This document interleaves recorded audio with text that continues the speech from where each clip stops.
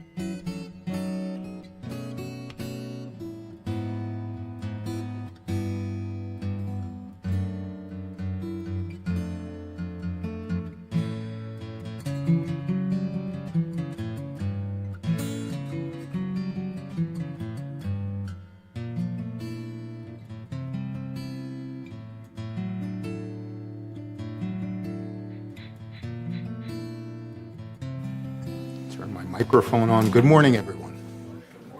This is the open meeting for the regular open meeting of the United Laguna Woods Mutual Board of Directors, a California nonprofit mutual benefit corporation. It's Tuesday, August 8th, about 9:35 a.m. We're in the boardroom in Laguna Woods Village, and this is the notice of the meeting and the agenda. Today we have Granicus working, but we don't have Zoom working, so we'll have to manage with what we have.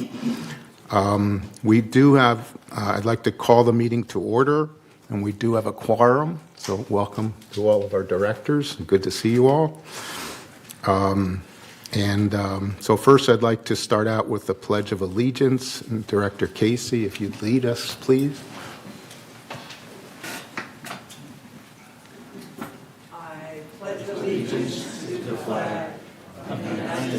America, and to the republic for which it stands, one nation, under God, indivisible, with liberty and justice for all. Thank you.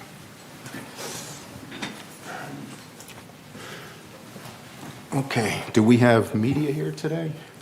Anyone for media? No. Okay. First item is the approval of the agenda. Is there any changes to the agenda? Maggie? Yes, I would like number 12C to be moved. I'd like 12C to be moved to new business as 13C.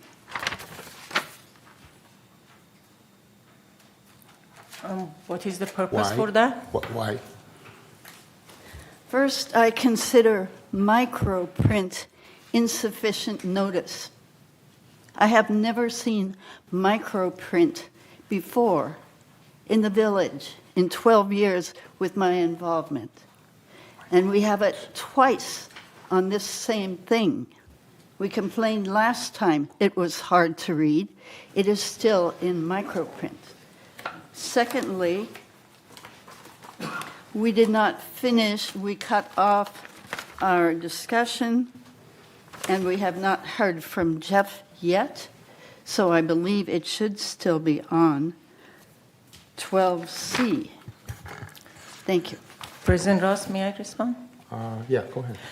First of all, talking about a small print, the one that you send it under Maggie, please check, is the same font, is in the same font that comes from government document today. So that's solved the problem. If you can see your document with that font, you can see the other one.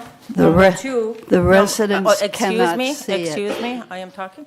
Yeah, And no number problem. two, this was already collected all of the information sent to our legal counsel. Legal counsel corrected, and what you are seeing is directly comes from Jeff Bowman.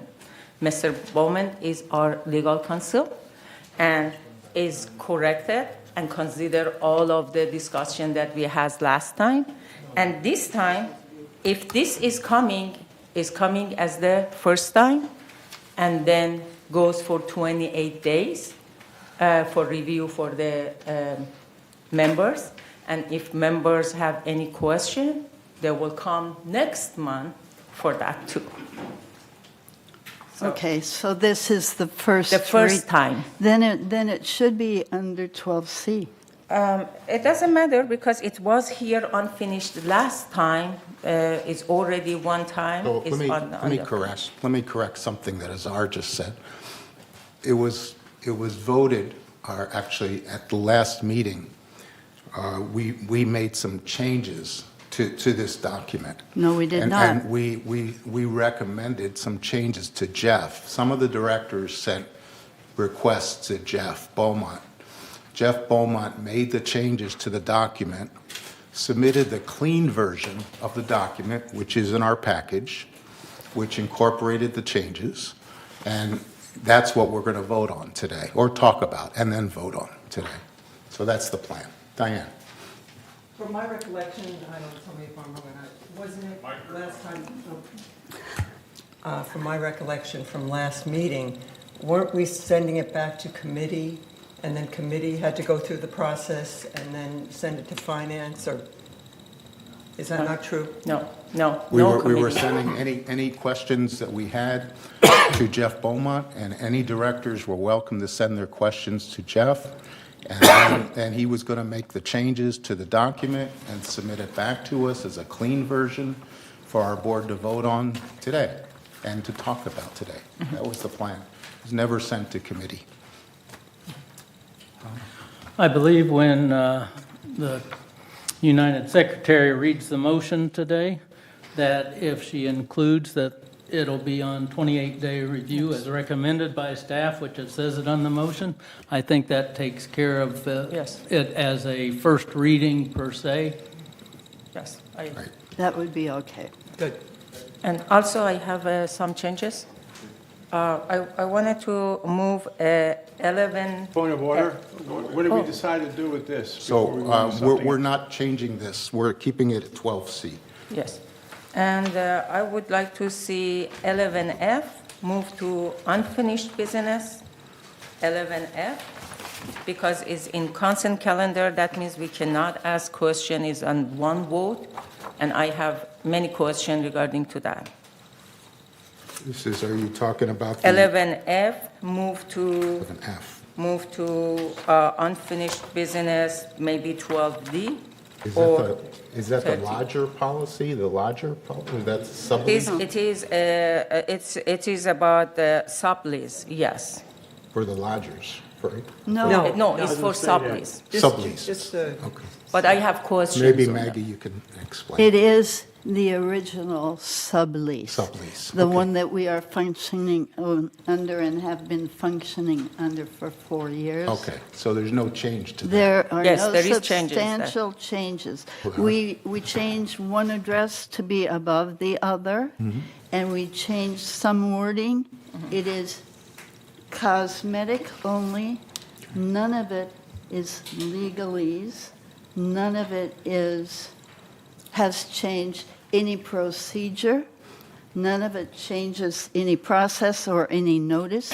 None of it has any legal We can talk about implication. that later.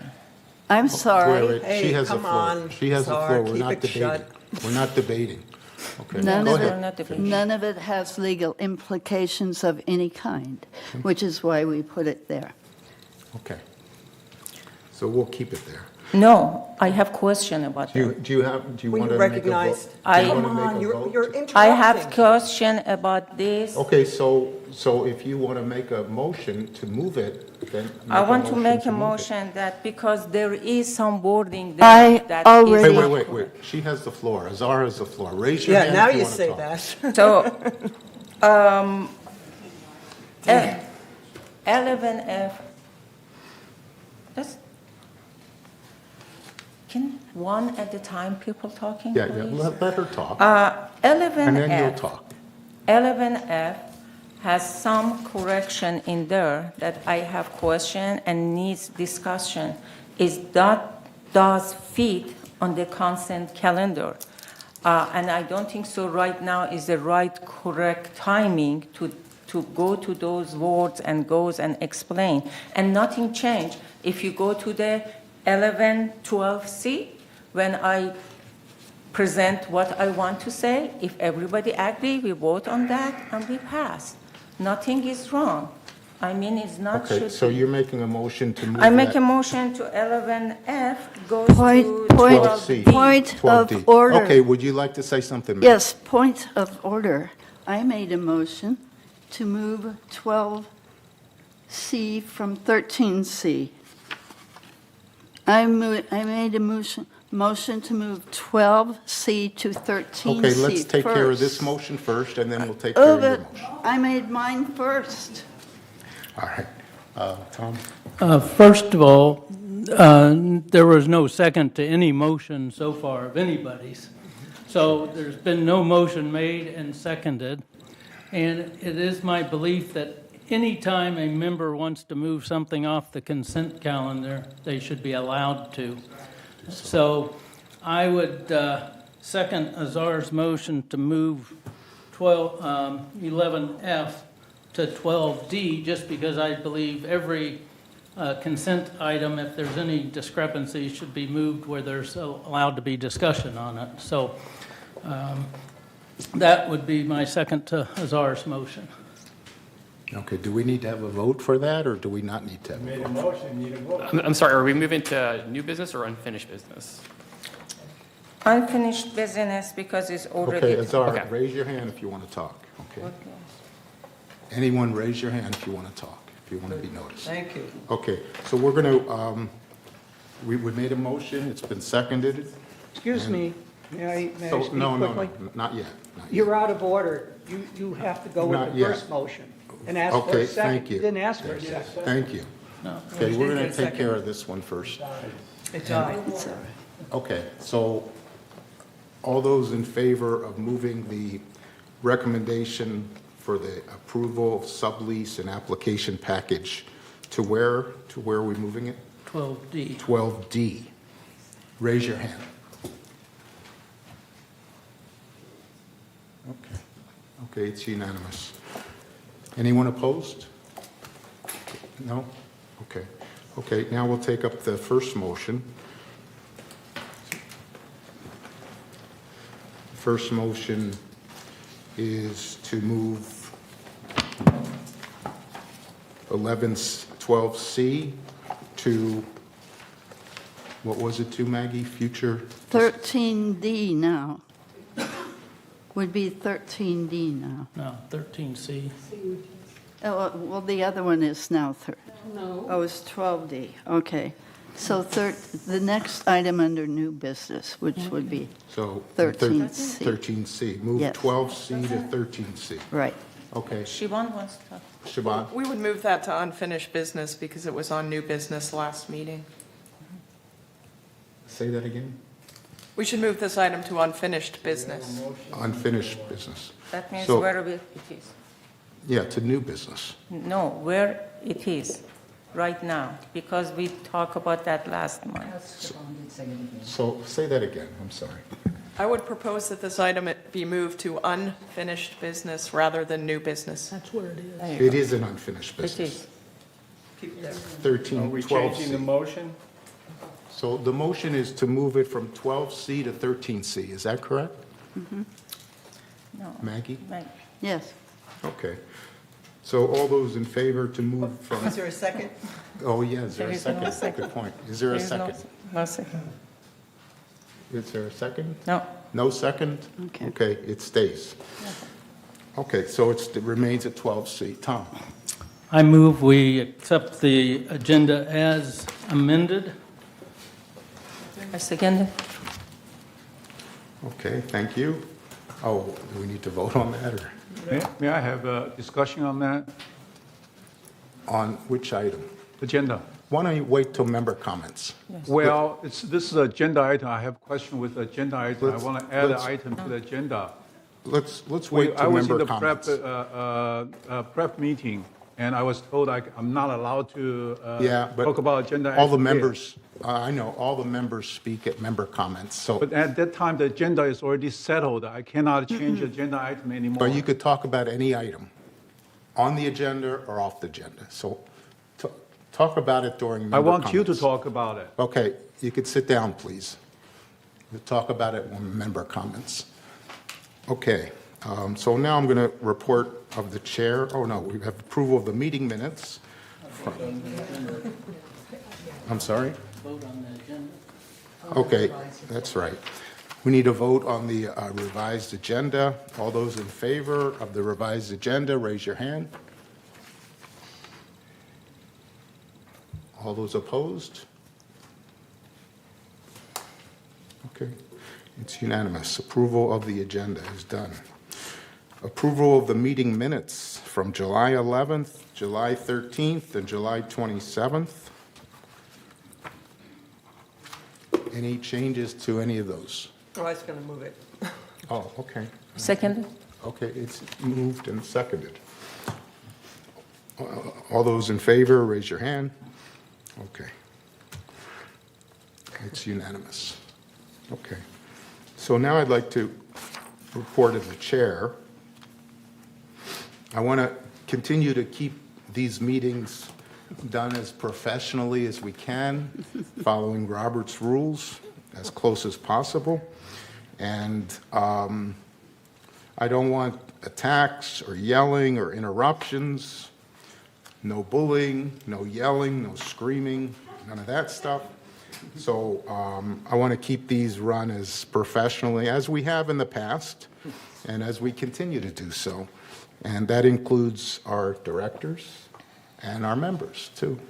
So please keep decorum as best as possible.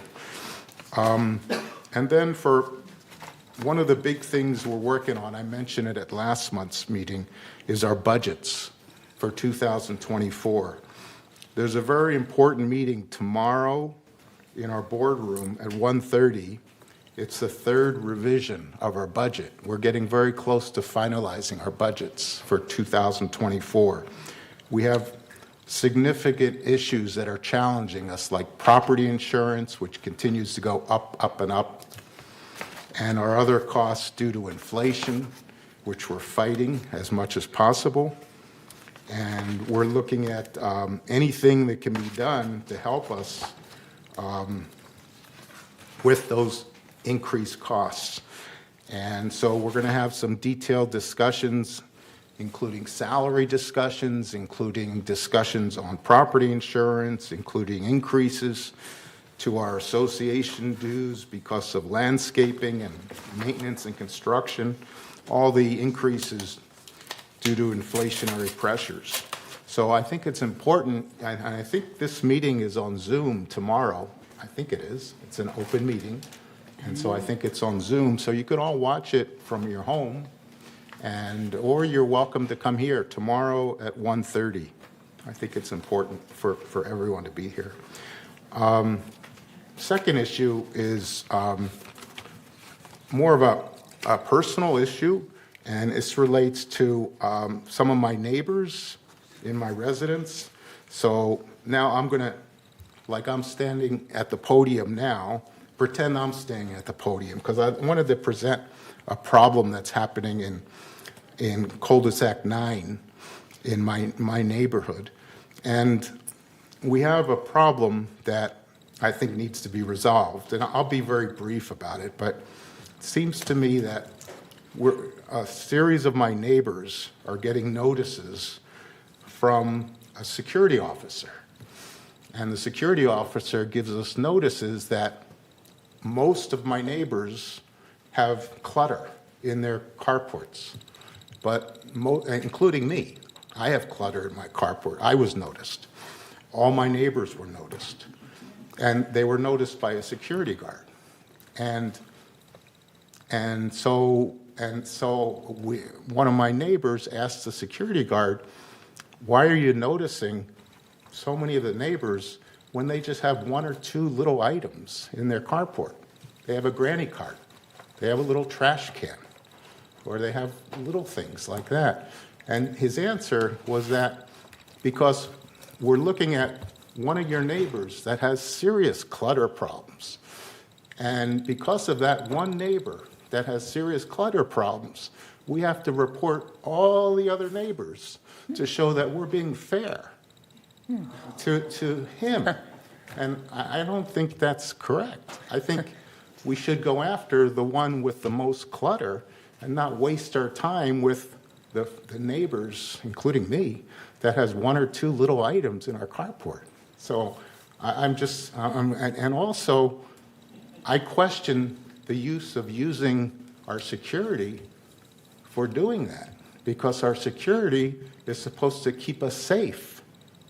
It's supposed to, watch out for us. And if we have people in the community that are in danger to us or threatening us or, not supposed to be here, homeless people that are living in our carports or in our washing areas, that's the role of security. So there's a couple things going on here, and maybe, Shaban, you could take this information and come back to us with a response on what's going on, why is it going on, and it seems to me that it could be handled much better, and if it's happening to me, I'm sure it's happening to other residents in the community, and maybe, maybe you can And I was help going to us ask with that. Security Chief Nunez just to give a brief explanation, please. Thank you. That would be great. Thank you. Thank you, Ms. Foster.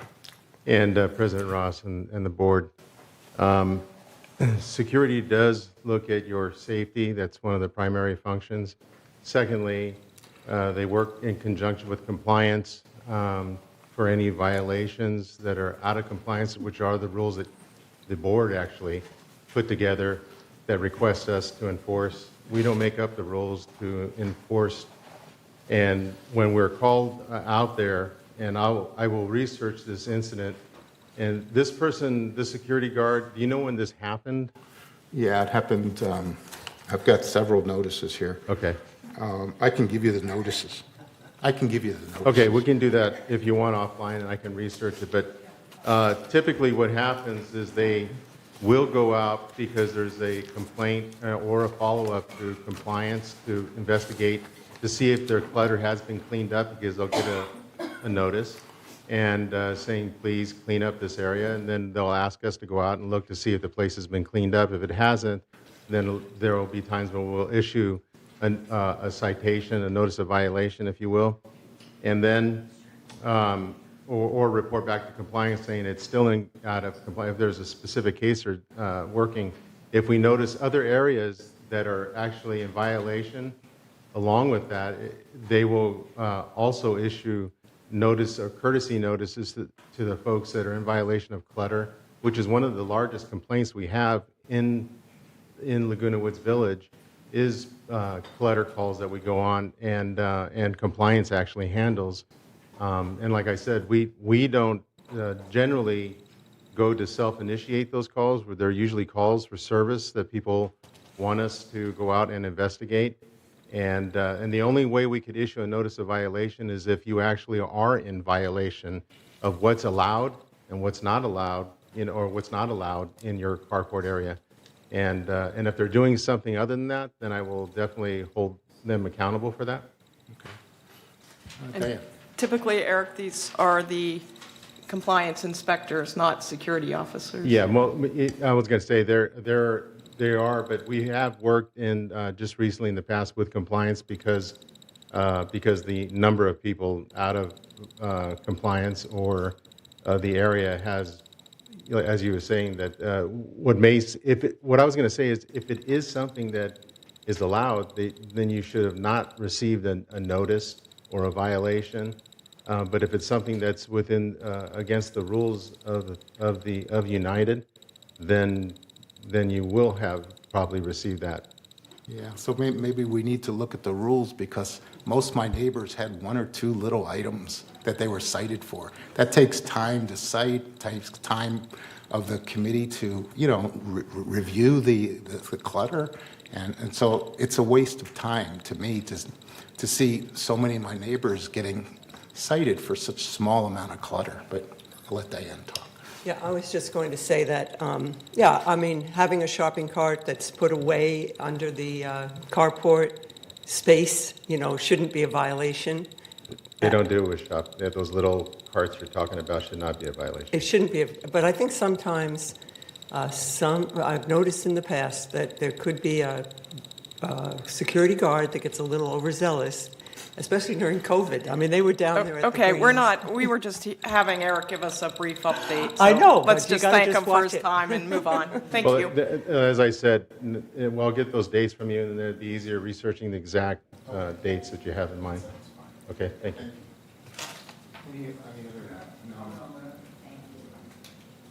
No? Does this relate to this issue? Does this relate to this issue? I can give you some point of order. We're going to have member comments. You could talk as much as you want about that. 23 minutes. No, Yes. sorry. All these issues. Have a seat. Okay. Report of the chair. So let's move on to open forum.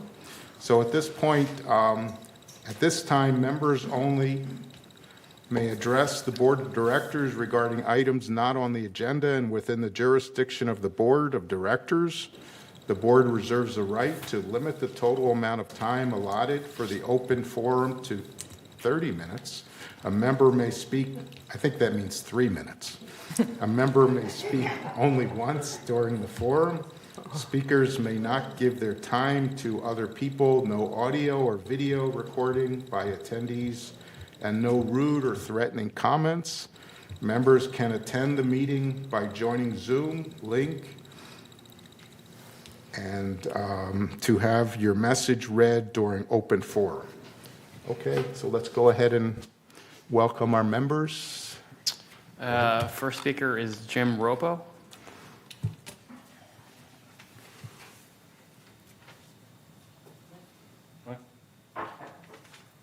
Good morning, everyone.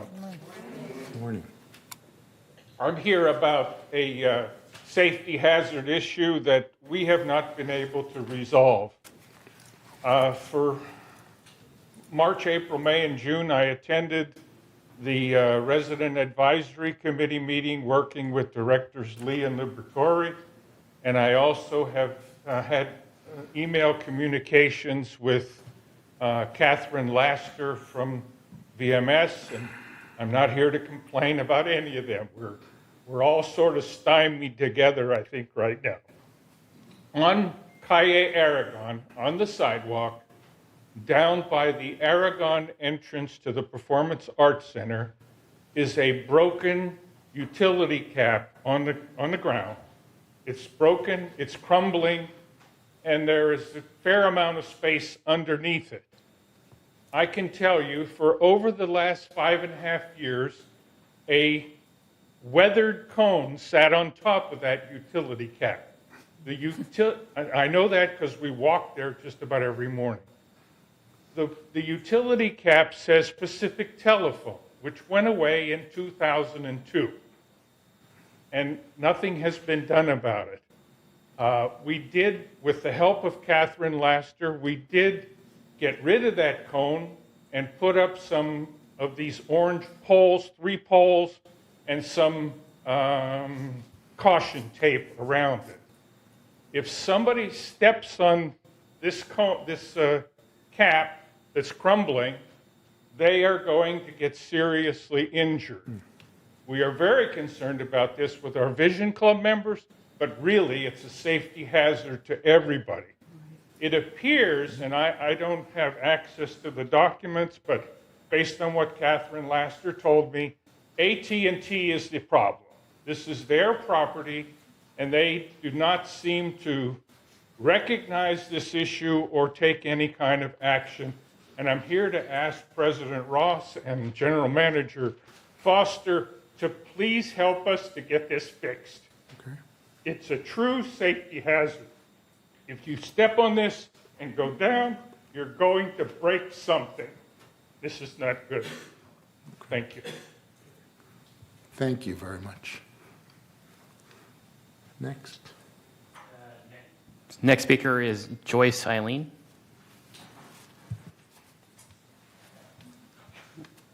Yes, I'm Joyce Eileen at 687C. My complaint is this. About 3 weeks ago, I called Resident Services and informed them around 8 a.m. I had water overflowing from my backed up toilet, and the water was flowing into my wooden floors and will ruin them. The guy in Property Services, when I reported the problem, stated they have a new rule that no call will take priority and all calls will come out, but no time frame can be given. I immediately called an outside plumber who came out by 9, cleared the toilet, and stopped the flooding water. Incidentally, Property Service did send someone out around 2 p.m. They left a note as we were not home.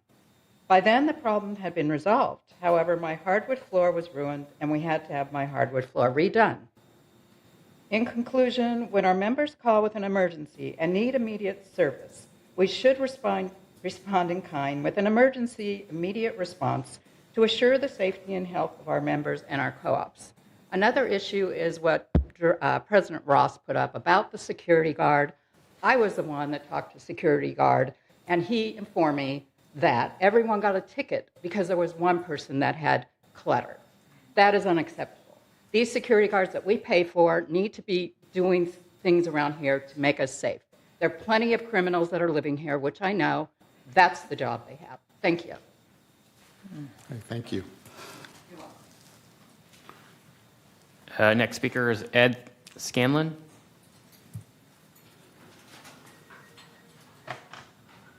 Good morning. My name's Ed Scanlon. I live at 848 Ronda Mendoza, Unit Q. And I'm here because I've received an email on Friday, July 28th, in the PM. I didn't see it until actually Saturday morning. And so it was a notice of disciplinary notice for noncompliance. And as I investigated what this was all about, and as I read through this letter, it was very disturbing to me. It was threatening, and it was authorized by you people. And I'm going to read you the part that really disturbed me. The Board of Directors has the authority to impose monetary penalties, suspend members' privileges, and bring forth legal actions up to and including membership termination. I thought this was a retirement community, a place where I could come and just enjoy living out the rest of my days. This thing is about getting a new water heater put into my unit. Okay? A year ago in August, they said they wanted to put a new water heater in. Maintenance came out and decided that my neighbor's cabinet that blocked the vent, that where the things are actually stored, was inaccessible. My wife went down and spoke to the neighbor, and they got at it. My wife suffers from anxiety and from depression. Her health was terrible for 3 or 4 months. She doesn't even want to see this person again. This is not the community I moved into, I thought. This is bad. And the fact is, it's not my cabinet. This letter was authorized by you. Where was the due diligence on your part? On the alteration department's part? On the compliance people's part? On the maintenance people's part? Is anybody doing their job? I'm just asking. Okay? What I need to know is, when is my water heater going to be installed? I've walked around the neighborhoods. I've checked on these cabinets. And it's not only in my manor. I've seen several other manors that have the same problem. My son is a contractor. He came and looked at this thing the other day. He said, no, if that was a gas water heater in there, you're not in compliance. The fire department could come in here and shut you down. So I think it's behooving you to find out what's going on and what's going to happen. And I would like a letter of apology because this notice went out on the internet. That means that my good name has been soiled by you people. And I want a letter of apology and that it is not my responsibility to make it fixed. It's not my cabinet. I live up top. The neighbor down below has a cabinet that blocks the vent where the water heaters are, and I would suggest that you find out. If it is a fire hazard, okay, there's no way to turn off the water. There's no way to shut off electricity in that place, and right now you can't even get in there to see it. Okay. So I would just recommend that you do your jobs and make it right. Thank Okay. you very much. Thank you. Thank you very much. And I have a copy of the letters here of the disciplinary notice. If you like it, I'll leave it with the Yeah, secretary and you please can do. pass them out. Please do, yeah. But not a very nice letter. Okay, thank you. Next speaker is Harold Medence.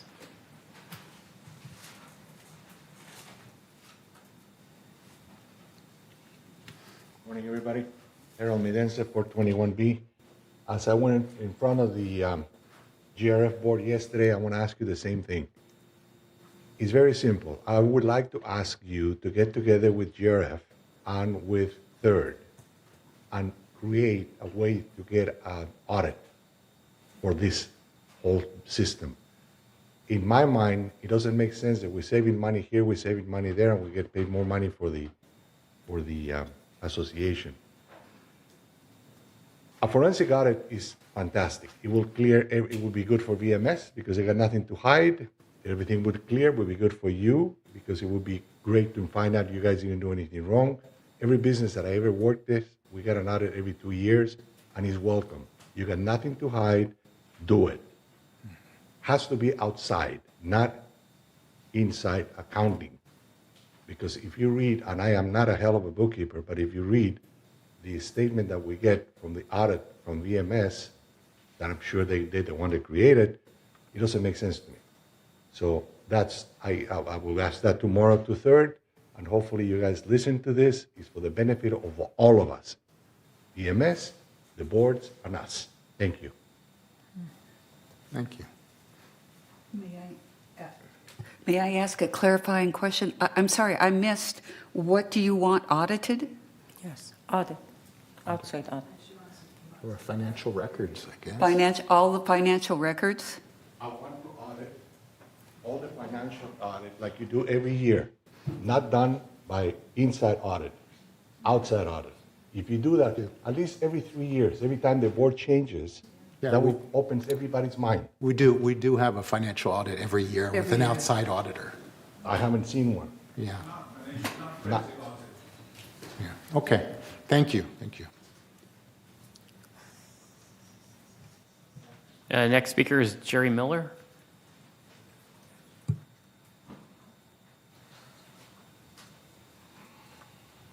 My name is Jerry Miller. I live at 2030C, and I have a similar situation where I had water that ruined my floors, ruined my furniture.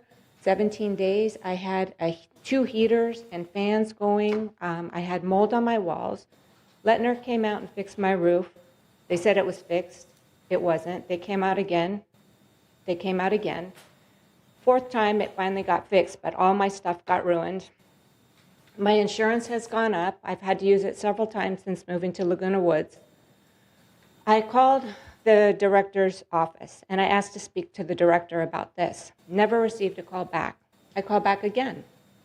I get a different person. I had to tell my story all over again. Never got a call back. I called again.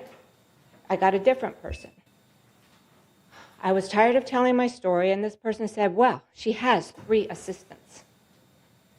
My neighbor used to work for a big oil company.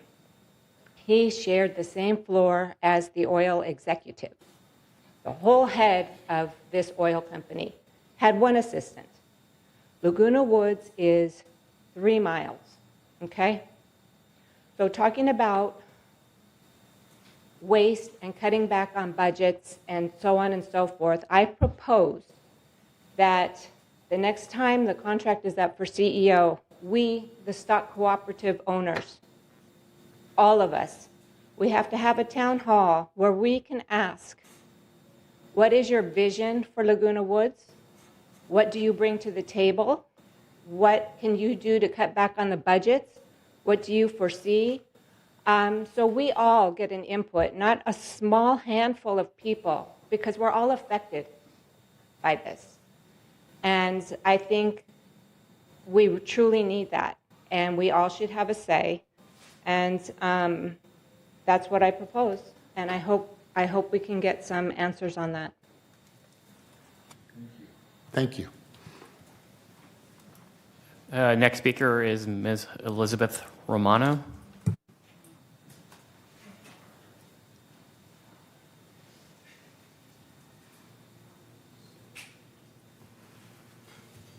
Thank you for your time. I'm here to discuss, again, follow up on the failure of the follow-up on the retaliation and harassment problem issues.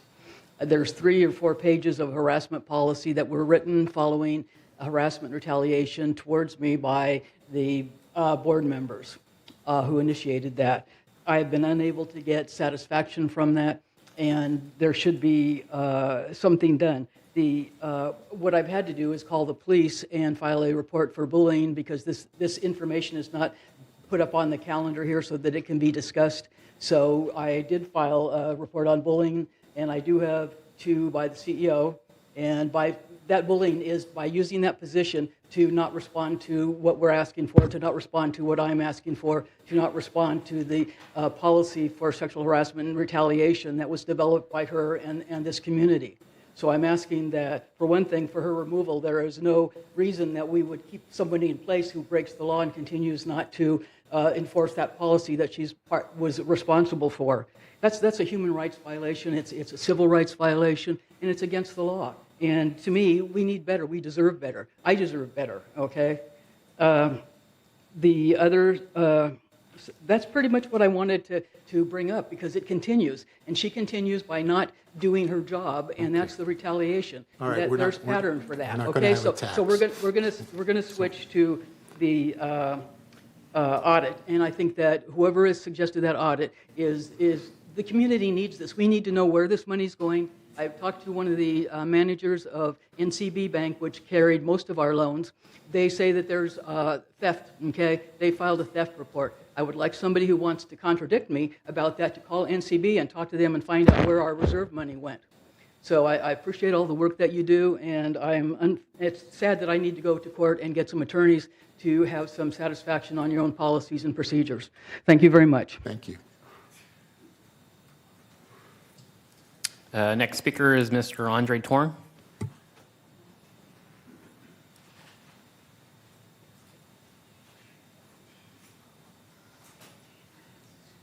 Thank you very much. First, I want to talk about the clutter issue. Okay, when I was board member, I was told there were violations of clutter issues. So I went to check, and the resident told me that, look at the unit across me. Okay, I only have a few parts in there, but look at the other one. They have 3-4 times as many as mine. Why don't you look at it? So I asked VMS and said, why do you pick on this resident and not the other one? The VMS response was, nobody reported them, only reported you. Okay, so there's the other side. Okay, VMS doesn't seem to be proactive looking at these things, but only selectively looking at the things. And I also have some questions. Okay, there are resident complaints that VMS is complaining about this one part in my garden. Okay, and threatened me to cancel my membership. Okay, like the gentleman that just talked about. My question is, why can't VMS compliance help move the one part to satisfy their compliance issues? Okay, it's just one part, and you need to spend time sending out threatening letters. Okay, the resident said she has cancer. She doesn't have time to take care of those things. Okay, I think VMS is, the compliance is totally a enforcement organization, a group. Okay, they are not here to help our resident. We hire people to help our resident. We don't need people to come over here and threatening us, okay, or abuse us. Okay, it's a very big problem with compliance at this point. We need to ask our VMS leadership to set up a rule and say, we are here to help residents, not to threaten the residents. Help them live a better life here. Okay, that's one thing that we definitely need to focus on. Help, not threaten.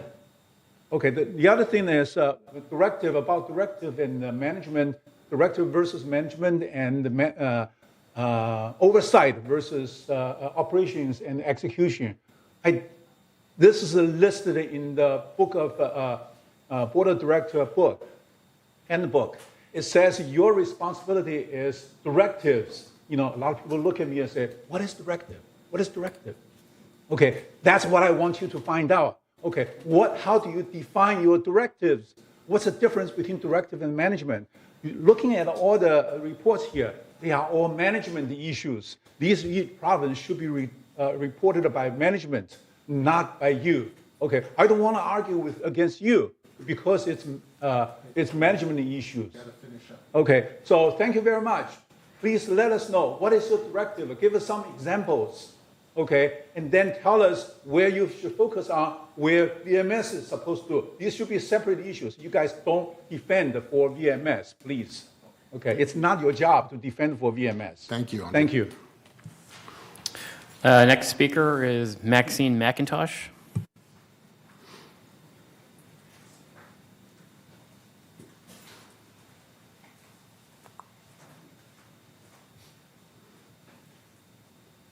Good morning. Couple of quickies here. One about the items on the carport. I remember way back, I think it was about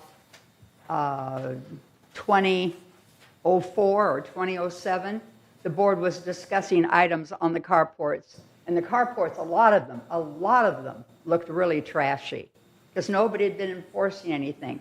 And we came up, the board at that time came up with just three items that they allowed to be out exposed on the carport, because when people come into the community, they so often come into the carport looking for a parking space, and we don't want them to be thrown aside, you know, by a lot of what looks like to them trash. One item allowed at that time was a shopping cart. You could have a shopping cart out exposed, and the other item was a bicycle.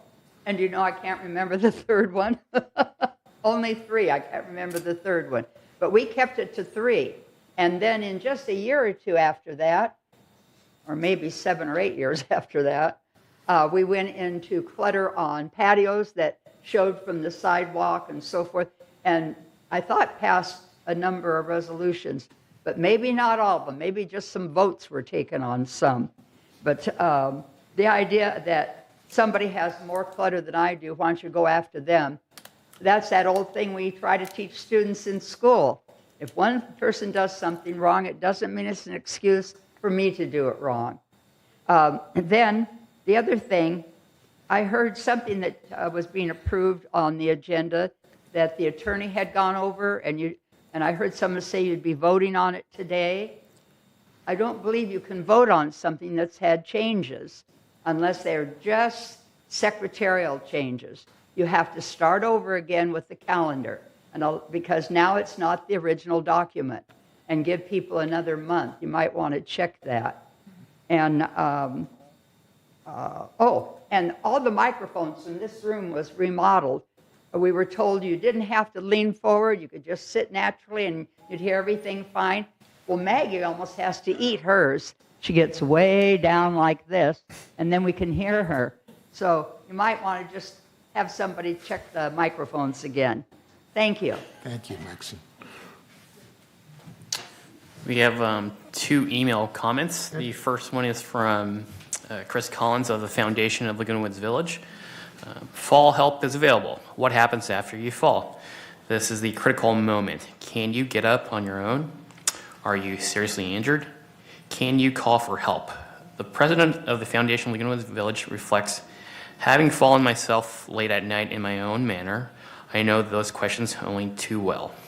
Emergency response devices, or medical alert systems as they were sometimes called, can provide an answer. For those of us who live alone, these devices provide an easy way to request help. For family members and caregivers, a medical alert system provides peace of mind knowing that their loved one is protected and can help quickly in the event of an emergency.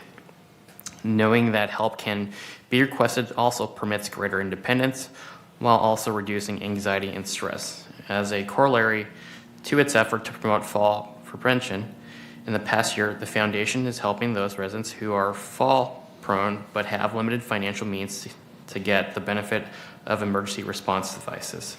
The Foundation has rented approximately 70 such devices for the village residents in the past year. Access to such help is available through social services, which determines need and financial eligibility. Social services is located on the first floor of the community center and can be reached at 949-597-4267. Fall prevention classes are also available for August and September. The Foundation of Laguna Woods Village is partnering with Memorial Carroll Saddleback Medical Center to provide classes free of charge right here in the village at Clubhouse 2, with medical center staff leading the sessions. The sessions will focus on different aspects of fall prevention, incorporating chair exercises, stretches, and strengthening to help improve strength and stability. The program will be offered as 1-month segments with 3 one-hour sessions each month on Wednesdays from 2:30 to 3:30 p.m. in August and September. Residents can register for a single month session. Registrations can be done via ActiveNet at tinyurl.com/LWNoFall or at Clubhouse 2 or Recreation Office. Registration for August and September classes is underway. Space is limited. Workout clothes and tennis shoes are recommended. If you have any questions, please contact the Foundation at 949-268-2246 or foundation@comline.com. For more information about the Foundation, please go to our website, foundationoflagunawoodsvillage.org. Please note that donations can be made using PayPal on the Foundation website. And the next comment is from Ms. N.C. Carlson. This pertains to the GRF proposed 2024 business plan budget from yesterday's meeting. And this discusses the Building E space planning. This objects to the GRF budget proposal seeking mutual approval of $7 million for space planning. Number 2, at the GRF budget meeting, multiple requests were made by members for both mutuals for this feasibility study pursuant to good governance, members' rights to transparency per code.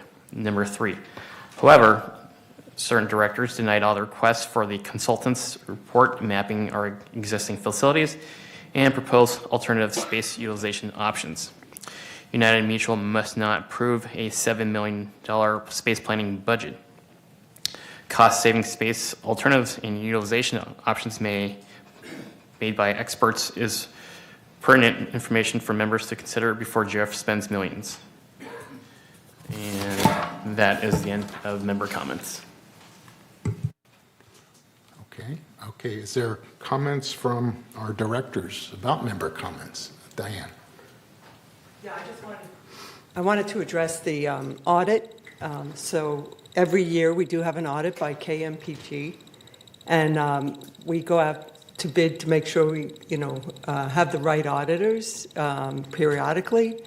And we also have an audit board, a group that if you are a financial person, you could sit on the board of that for the audit committee and, assist with that process.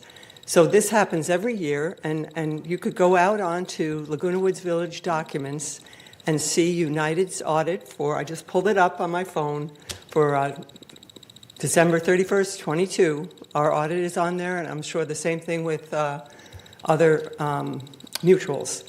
So it is available, and we also are in the process of having an internal auditor who could help with operations. Thanks. Diane, do you know if that's a forensic audit? I don't know what the difference between a forensic audit and non-forensic. Do you know? Well, it's a financial audit, but in financial audits, they are required to look at all the issues, fraud, different internal controls. Okay. So they have. Okay. We're not arguing. We're not arguing. It's not a forensic audit, but they do have to. I'm a CPA. I know what they have to do. Come on. Okay, we're not debating. We're not debating. It was just a question I had. Yeah. So, okay, thank you. Maggie, go ahead. Okay, I have several comments. We do have an audit, a regular audit. VMS is a contract organization. They are a separate corporation. We have a contract with them. There are features in the contract which tell how we get who to work for VMS. That's part of a contract. We cannot unilaterally change anything in a contract. It's a negotiated deal. It's up for negotiation again at the end of this year, so we're working on it. But VMS is a contracted organization. I don't think we want to budget to use our workers for personal item repair or movement. I don't think we can do that. We don't have a crew that is just sent out on request of residents to help them with things around their yard. If you cannot afford help for something in your yard or somewhere else, contact social services and the foundation. The foundation can give you the money. Social services can possibly get the person, and you can get whatever it is, your clutter removed or something. You should try that way. I think that might work. I've never heard of it, but it seems logical to me because the foundation can give you the money and social services perhaps can direct you for the help. The Building E, we're not paying $7 million for a plan. That's a misunderstanding. I think we do have a clutter policy. It's quite extensive. You can find it online if you want. Just type in clutter in the look for thing. And it'll bring it up, and they'll bring up THIRD's and GRF's clutter policies also. We're all essentially the same. It's quite extensive. It is not good for our property values or for our varmint and insect problem for us to have clutter anywhere. Clutter in carports can result in a rat problem, and the rats then eat the wiring of your car. So we do need to be careful of that. So look into these things. Your questions are not bad. They're not wrong. It's just that you need to reconsider maybe something like that. Thank you. Thank you, Mr. President. I have a few comments directly talk. I would like to start with Ed. And you receive a membership termination. This normally has a lots of process before you send such a probably hearing or all of this. If you receive right away this one, if board didn't send to you any apology, I want to apologize to you for that matter and for that behavior. So we are not here supposed to trading. And actually, the reason I applied to be a board 3 years ago, because I received something. And I said I wanted to see. I tried in 3 years to really talk to many, as much as I could to, when you send a letter, first ask to see if they are cooperating or not before sending a very harsh letter. Regarding to the water, I know by my experience, if you say in the phone the word water is directly goes to emergency. Water is one of things that they are supposed to quickly come and respond. I am very surprised 2 people comes today because I know we are sensitive to that matter, and I let Siobhan talk about that. But for me, maybe again back because I am director, but I called in 10 minutes they were there. And they told me when the water comes is emergency for us. We'll directly goes, and I'm so sorry that that happened to you, and you have to go through all of these problem.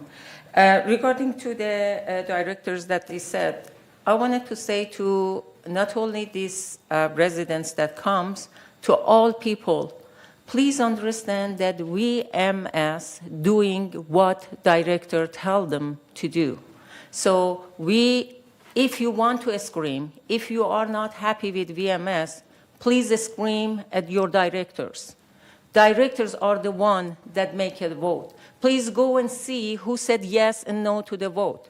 Please go see and who is behind bringing lots of motion and then pass it, and some people read it or not and say, Point of order, point of order. What kind of it campaign is that? Stop, Come on. it is my time. Go after so the it is. directors? This is wrong, and it is for directors. No Go way. after directors. Number 3. No, I have the right, and I wanted to say, and a space planning that somebody wrote. It was true. Unfortunately, I don't know anybody read it or not. In yesterday GRF meeting, the wording was $7 million for space planning. I don't think so. We need $7 million for planning and building a building maybe, but maybe it was misunderstanding. That's why many people comes and complain. I hope GRF take care of that. That was a problem with yesterday meeting in GRF. So I think I covered. And to the problem with the Cali, Oregon that they said, normally, I mean, all of the VMS workers, they work really hard, but Catherine is really, really going after the problem. If by now didn't solve that problem, then we have to go to the above the Catherine, which is Siobhan is here, and to figure out what is that. Thank you for bringing attention to us. Thank you so much, Mr. President. A couple comments here. First of all, I was also a victim of the clutter policy along with all my neighbors. I had a broom up on there and a few other things. And I will never complain about VMS doing their job that we have set up the policy to read. Mm-hmm. So I've always told employees, you follow the policy and I'll back you 100%. And that's what the VMS people are doing, is backing. We need to back them when they enforce the policy. Now, did I like my broom being written up as a clutter item? No, because I sweep the pine needles out of the garage with it and everything. But when VMS does their job, I thank them. The carports look great, by the way, right now. But it's up to the board to decide if we're going to allow some other things in carports or not. So until the board changes that, VMS has got a responsibility to enforce what the policy says when they're called to do it. I think there could be some better informal communications done on a lot of things, and I too would apologize to Ed on what he's going through and getting a letter like that, because it's never fun to just get a citation or violation, including on the carport clutter. So I think there could be a way that we might be able to do some informal letters or meetings to help solve these problems before they get to be issues. So Ed, again, I apologize that you're going through that for a year. And the same for Jim on the safety hazard of the cap not being fixed. But I do know that Siobhan takes everything seriously, and they try to address all these issues as they come up. So if your issues are not addressed by VMS, then I'd like you to come back to this board and let us know again. But I'd also like you to come back to this board when they are addressed too, because I think VMS tries to address them all. I'm not saying they do them perfectly, but we'd like to know both ways, because you're our eyes and ears of what's going on in the United community. So with that, I'd just like to say we do like your input. We'd like to hear about it either formally or informally, and we try to act upon them. So thank you for being here, appreciate it, and please let us know if you don't get satisfaction on your issues. Well, we worked together on that, the cap issue on Aragon, and I think for several months. And as far as we got to is to find out that the property belonged to this phone company, and the phone company has never returned the answers. And I don't know how to pressure. I think we all know about that. So now it's a little bit more secure than it used to be, but not enough, not secure enough. And I know that that it has to be, because I look at it every time I go through the gate 3, and I know exactly what he's talking about, and especially for visually impaired people, it is a great concern for the safety. And for this letter that you received, I want you to know that I received one as well, actually my husband, and it's based on the golf cart electric fee that was outstanding, which was already paid, but we received a letter saying that it's still outstanding, and of course it has all these the steps of what's going to be our next consequences, and it goes all the way to the membership termination. And I know how upsetting it can be, and I think maybe we should look at the procedure of issuing these letters. I think it goes out automatically sometimes. You know, if it shows it's not being corrected for so many. The time period, it goes out automatically. So I think we should look at it and see whether we should handle with more caution, because it does seem to upset. Yes. Do you think that someone should be investigating or at least coming out to inspect what the problem was before that letter was sent? I agree. Certainly do. Yes. I was in business for over 40 years as a manager for a distribution company. Yes, that's what I mean by we need to really reevaluate our procedures. Yes. Yes. And so we can, we shouldn't have these problems, and we shouldn't go around sending out the letters, and as a result, people get really upset and depressed and all that. So, yes, I just want you to know that you're not the only one, and we need to do something about it. Thank you. Thank you, Mr. President. Tone, tone, tone. That's what I'm hearing today. Tone, tone, tone. The tone of communications that people are receiving when they get letters, when they get calls, when they get not response or non-response, when they make a call into the resident services number. We have a very skilled and experienced media and communications department within VMS that works for us. Ms. Miller, Ms. Eileen, Mr. Scanlon all talked about this tone of the responses they were getting.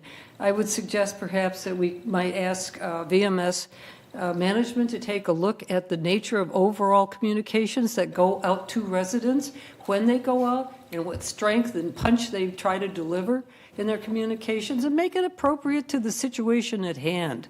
So I really appreciate you all coming in, because you were talking about a lot of the same issue of how you want to be communicated with and how we can do better. Thank you. Okay, Maggie. I believe the tone is frightening, but I believe it is necessary. You have to know all the steps of the process when you begin. And so it sounds really scary, and it seems very frightening. But they do not, if we just say, please, when you can, do this, we give you a time to try and do it, and we tell you we will come by and inspect or something like that. So we have to let you know what the situation is. We have to let you know what the process is as soon as we get involved. So I don't think that we can eliminate that warning. I'm not sure that we can even soften it up. We have to get you pointed in the right direction to the possibility that you are breaking a rule. It has been reported somewhere. Thank you. Okay. I have a few things to mention, and this was brought up by one of our members about Building E. And for those who don't know a little bit about Building E, because this involves a large expense of about $7 million. And I'm just going to give you a brief overview because most of you don't know this. But about 6 months ago, there was a motion made to all the members of all the boards to build a new Building E to replace the existing Building E. And it was rejected by all the board members. And so we came up with a new plan to do a space utilization plan with an outside consultant. And also this United and Third, GRF, came up with this plan. And to see if we can fit these 40 people from Building E into our community center or into our clubhouses. And at the same time, we moved those roughly 40 employees into an area in our shopping center where they're renting space for the next 2 years to get them out of a place that they shouldn't be working in anymore. And so we did that. We finished the space utilization plan, and they came up with several options. They were all quite expensive options. And we decided then to set up a committee made up of 3 members from United, 3 members from Third, 3 members from GRF, and 1 from the towers, 10 members altogether. And we think we can come up with ideas that could be maybe less expensive to fit these people in certain areas in our community center rather than rebuilding all of our community center and rebuilding and doing some major proposals to save us some money. So we are in the midst of these committees now and having these meetings. That's why I'm kind of surprised to hear that that there was an announcement yesterday at the GRF meeting to go ahead with Building E. And so I question that. I don't think that's going to happen. I think the committee is going to be allowed to play itself out, and we'll be and there are 3 very good members from United on this committee who are very much looking into this. And so we are looking into this because this is a lot of money. $7 million is nothing to sneeze about. And so we think we can do it for less, and we're trying to come up with ideas to do that. So I wanted to give that to you, just as a little history behind that, because it involves a lot of money. And it's our money. It's not everyone else's money. It's not taxpayer money. It's our money that goes into that. Second thing is we do need to get Jim Ropo an answer to his broken cap issue, because that's a direct trip and fall hazard. And we either come up with a solution, we stop waiting for AT&T to come up with a solution, we come up with our own solution, but we can't have people tripping and falling in our community. So we need to come up with something, and we can't wait any longer on that. So I'm asking that to be put on high priority, if you could, Jim Ropo, to solve that problem. And the second one is Ed Scanlon, 8481Q, 8481Q, right? No one. Okay, 848Q. Regarding the non-compliance, getting a new water heater. When is he going to get a new water heater, and when can he get some kind of an apology for sending out this nasty notice to him? So if you could look into that, please. That's highly urgent. We don't want to delay that. And Jerry Miller, who's had continuous problems at 2030C with her roofing problems and moisture intrusion. if you could look into that and see what's the current situation on that. Those three especially, if not the others as well. Siobhan, did you have some comments? No, thank you. I do want to echo what Director Bach said, though. It is the method of communications, and we'll certainly take a look at that across the board. I think that's the best approach. Thank you, and we are looking into all the items that you just mentioned, sir. Thank you. Thank you very much. Okay. Next item is response to past open forum speakers. And Director Kwon. Yes. The United members' comments from 7/11/2023 board meeting. These are the follow-up responses from what people requested us to look into last month. Julianne Goodwin, 458A. She talked about how landscape staff severely cut her hydrangea bush and destroyed the bird's nest. She'd been maintaining this plan and was upset about it. She asked if the crew had appropriate training. Landscape manager Angel De La Torres talked with Ms. Goodwin after the board meeting. He explained to her that the hydrangea bush, which is in a common area, was trimmed back because it was encroaching on the sidewalk, creating a hazard. The bird nest was very small and not visible from the side of the shrub and was not intentionally removed. He also explained to her the landscape training programs, trimming frequency, and methodologies. The resident appreciated the quick response and has a better understanding of the landscape process. Ann Beltram, 8540, she thanked the board for all their hard work. She is suggesting a joint town hall meeting between United and Third to discuss and raise awareness about energy conservation. Director Lee commented that the Town Hall for Energy Conservation is a great idea. Director Casey also commented that it is a good idea to invite some expert panel during the Town Hall. President Ross invited Ms. Beltram to join them at the proposed Town Hall. Maxine McIntosh, 68C, she thanked and appreciated all the saving efforts that the board has initiated and implemented. Director Lee thanked Ms. McIntosh for the positive feedback.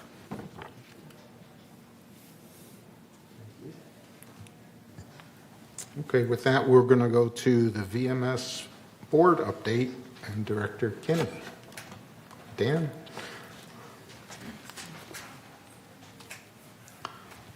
Good morning.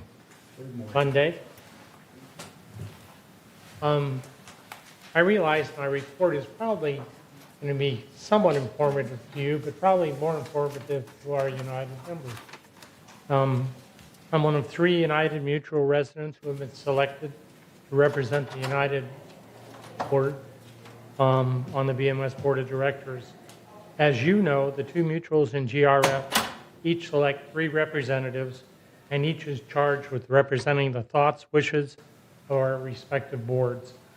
We are also charged with providing guidance, review, and evaluation of village management services as an organization. Since our last United meeting, the VMS Board has had 2 open and closed sessions. Each mutual and GRF board members is invited to attend our open session, which provides a great deal of valuable information.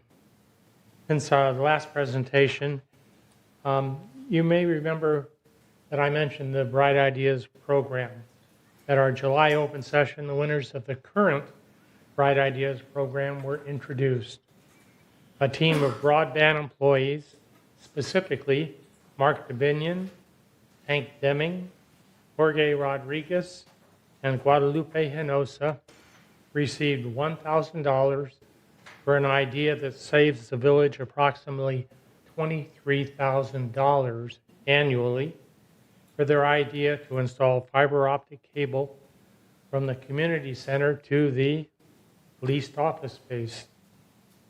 Ryan Costellos, who is the warehouse manager, received $2,000 for improvements to water heater procurement that will save more than $25,000 annually.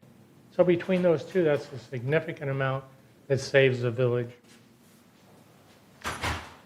During the August 2nd meeting, Chuck Holland, who is our Information and Residential Services Director, presented an excellent, informative presentation. I think you have a copy of that, but I'll review some of the critical parts. In reviewing Chuck's presentation, it's not surprising to see how busy IT and resident services are. I know we talk about that. I don't know that people realize that the call center to date has had over 59,000 calls, while broadband services had 12,000 calls. I'm pretty sure that any of you that have dealt with a bank or someone recently have realized what average wait times are when you call. I think it's pretty remarkable that broadband services has an average wait time of 2 minutes and 53 seconds, while resident services has 7:22. I wish my bank was that. They always love it. Would you like to be put in line to wait? And invariably the call comes much later. Our resident services walk-in is also a critical part of our entire operation. We've had over 33,000 visits this year with an average wait time of 7 minutes. And you can understand how busy they really are. Another statistic which Chuck presented, which I thought astounding, is the fact that we talk about gate entries. We have had 9 million gate entries into our village this year. And if you compare that to some, like John Wayne Airport has 10 million. So you can obviously see how busy everything is. I think Laguna Woods Village is truly lucky to have a person of Chuck's quality and dedication. And as part of a team that many dedicated VMS employees that make up that a very essential department. Finally, on a personal note, as an original VMS board member a long time ago when I represented actually GRF, I feel the entire VMS team has provided the community with clear understanding, leadership, and direction, and I thank you very much. Hopefully no questions. Thank you. Thank you. Dan? I did. Dan? Dan. So on page 2, let's see, page 2. Page 2 of your handout. That's my handout. that Oh, I'll it's be your presenting. handout. I'm sorry. Never mind. Never mind. Thank you. Thank you.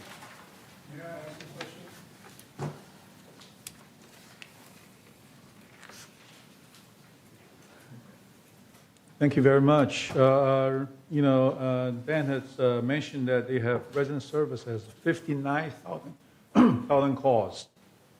IT has 12,000 calls, and the resident service has 33,000 visits.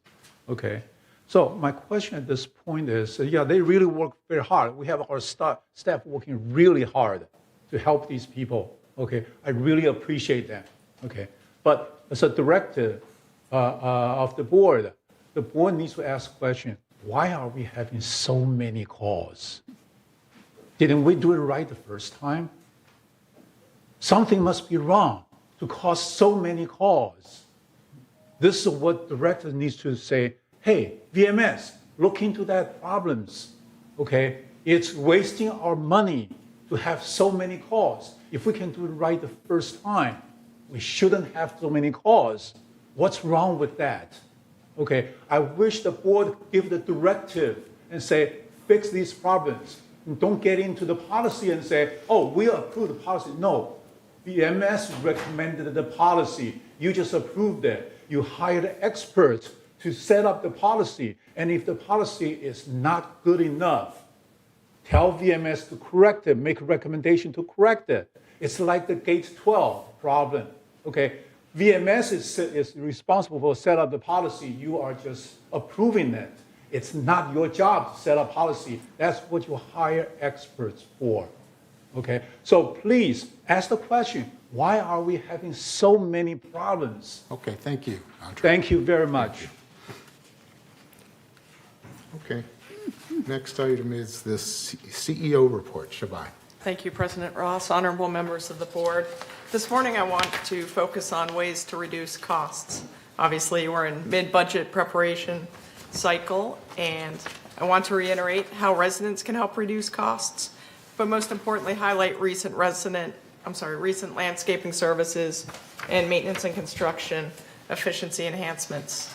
As a reminder, as President Ross indicated, the next business plan meeting is tomorrow. It's at 1:30 p.m. here in the boardroom, and it will also be televised. One way residents can help to reduce costs is to opt out of paper mailings. Senate Bill 392 mandates that each member receive a written request to indicate their preferred delivery method. That notice arrived with your 2022 audited financial statements in May. In case you missed that form, residents may email their delivery method preference to the email address information@vmsinc.org. September 1st, by the law, is the response deadline, where the last preferred delivery method will be used for next year. To reiterate, the mandated November and April mailings cost about $7.50 per member to print and mail. If 12,000 members opt out of paper mailings, the annual savings would be more than $90,000. Currently, a little over 3,100 owners have opted out for a savings of about $23,000. But of course, we'd like to get this amount higher. So we encourage residents, again, to opt out of paper mailings if they are so interested. Other ways residents can help reduce costs are by using Dwelling Live and Easy Pay, registering guests electronically instead of by telephone for guest clearance at the gates can save up to $1.60 per call, for example. And training classes for village technology tools are available from the PC Club. The PC Club is located on the 3rd floor of the community center, and they are teaching residents to use Dwelling Live, the resident portal, and so forth. Classes are from 1 to 3 p.m. in the Learning Center on the 3rd floor. The next class is next Wednesday, August 16th. Residents may register on the PC Club website or at the Learning Center on the 3rd floor of this building. I've previously highlighted cost reductions and efficiencies implemented by our departments, including Human Resources and the new health insurance program for 2023 for our employees, which is saving more than $500,000 per year. General Services conducted a fleet right-sizing assessment, which will save more than $600,000 over the next 4 years.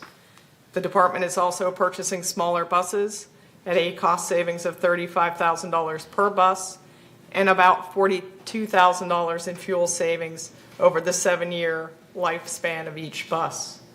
Media and Communications recently secured a 3-year agreement with Memorial Care, valued at more than $660,000 for the Village Breeze event sponsorships and the wellness bus route.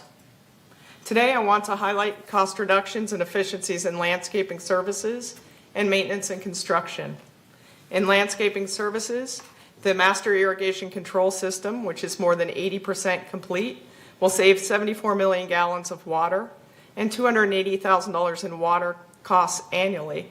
Plus, it is eligible for more than $350,000 in Metropolitan Water District rebates. The department now has adjusted the mowing protocol by retaining 7 mowers slated for surplus. This allows more acreage to be mowed in less time and reduces 320 labor hours per mow cycle. These gardener hours are now allocated to the shrub bed maintenance cycles. Landscape Services is also mixing pre-emergent herbicides with non-selective herbicides to spray both simultaneously. This halves the total spray hours, and crews can cover twice the area in the same time to address weeds. This saves an estimated 144 hours per week in the spring and summer, and these gardener hours are now allocated to shrub bed maintenance. Landscaping is also mixing pre-emergent herbicides with mulch. This reduces revisits to spray weeds, saves 160 labor hours per month, and these gardener hours are now allocated to shrub bed maintenance. Looking to the maintenance and construction department, the department has implemented an on-call system for after-hour emergencies, reducing our after-hour vendor costs by 7%. In this process, security contacts the on-call maintenance manager, and the maintenance manager determines if the incident warrants immediate attention, and if so, dispatches the vendor. This reduces costs because the contractor won't respond to minor issues that VMS can address in the morning, and incidents the contractor does not have the capability to address at night. The department has also increased plumbing contractors on its on-call panel from 2 to 5. This is reducing emergency response time to an hour to an hour and a half from a range of 2 to 7 hours, thereby reducing damages. Maintenance and Construction has researched and implemented a new appliance brand, Speed Queen, for laundry facilities to improve equipment quality, and this reduces the staff time dedicated to repairs.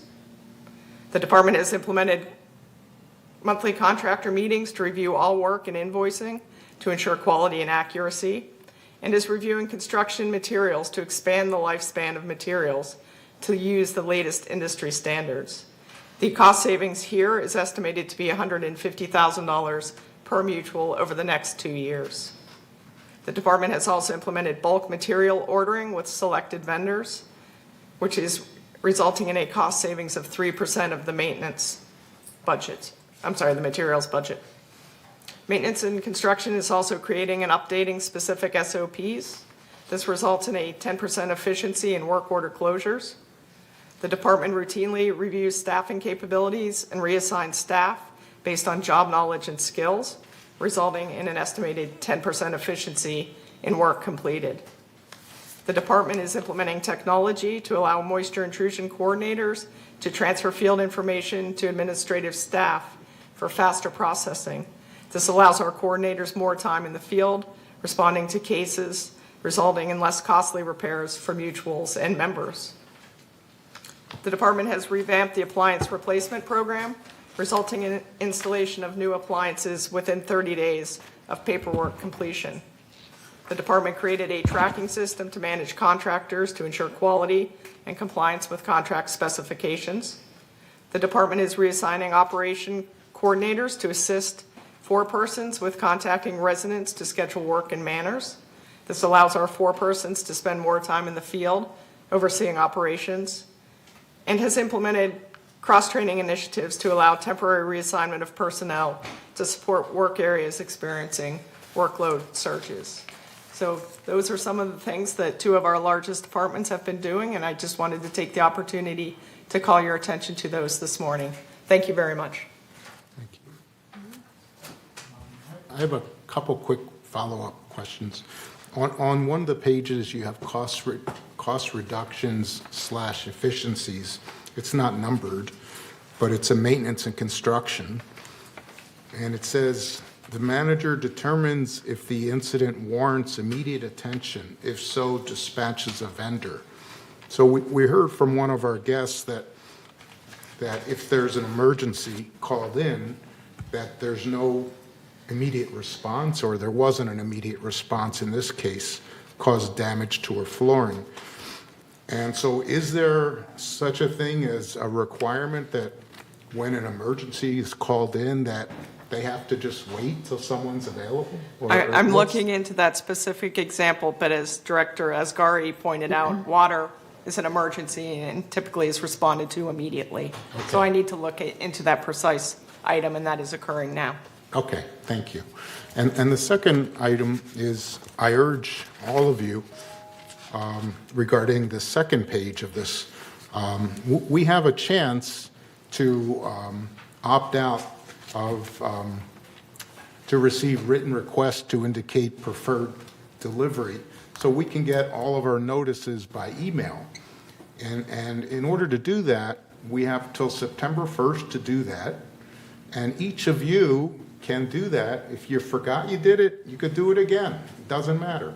But send an email to information@vmsinc.org before September 1st, asking you to get emails instead of written, and we have a chance of saving $70,000. So just that simple email will save our community $70,000.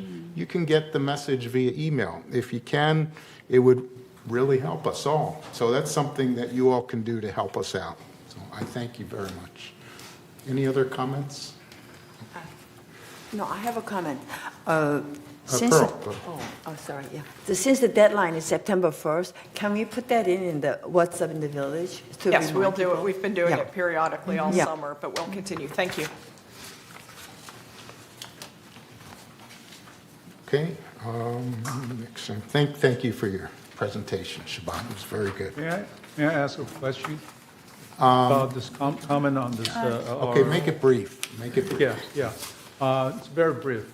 My question is, with all these savings, how come our HOA fee still increases? And improvement doesn't reduce our HOA fee? Okay? If they don't reduce our HOA fee, there must be something else that's also wasted.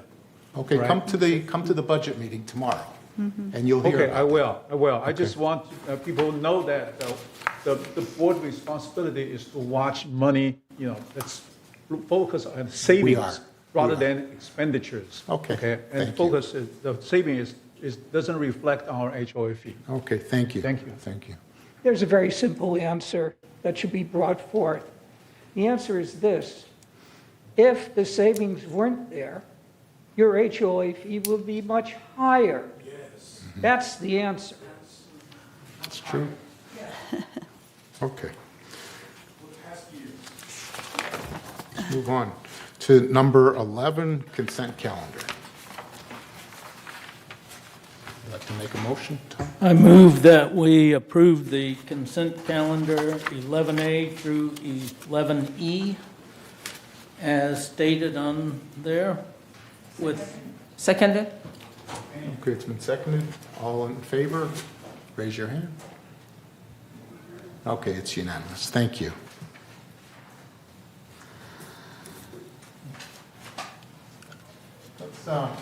Let's have a 5-minute break. Good. Just to have a walk or go to the bathroom or whatever.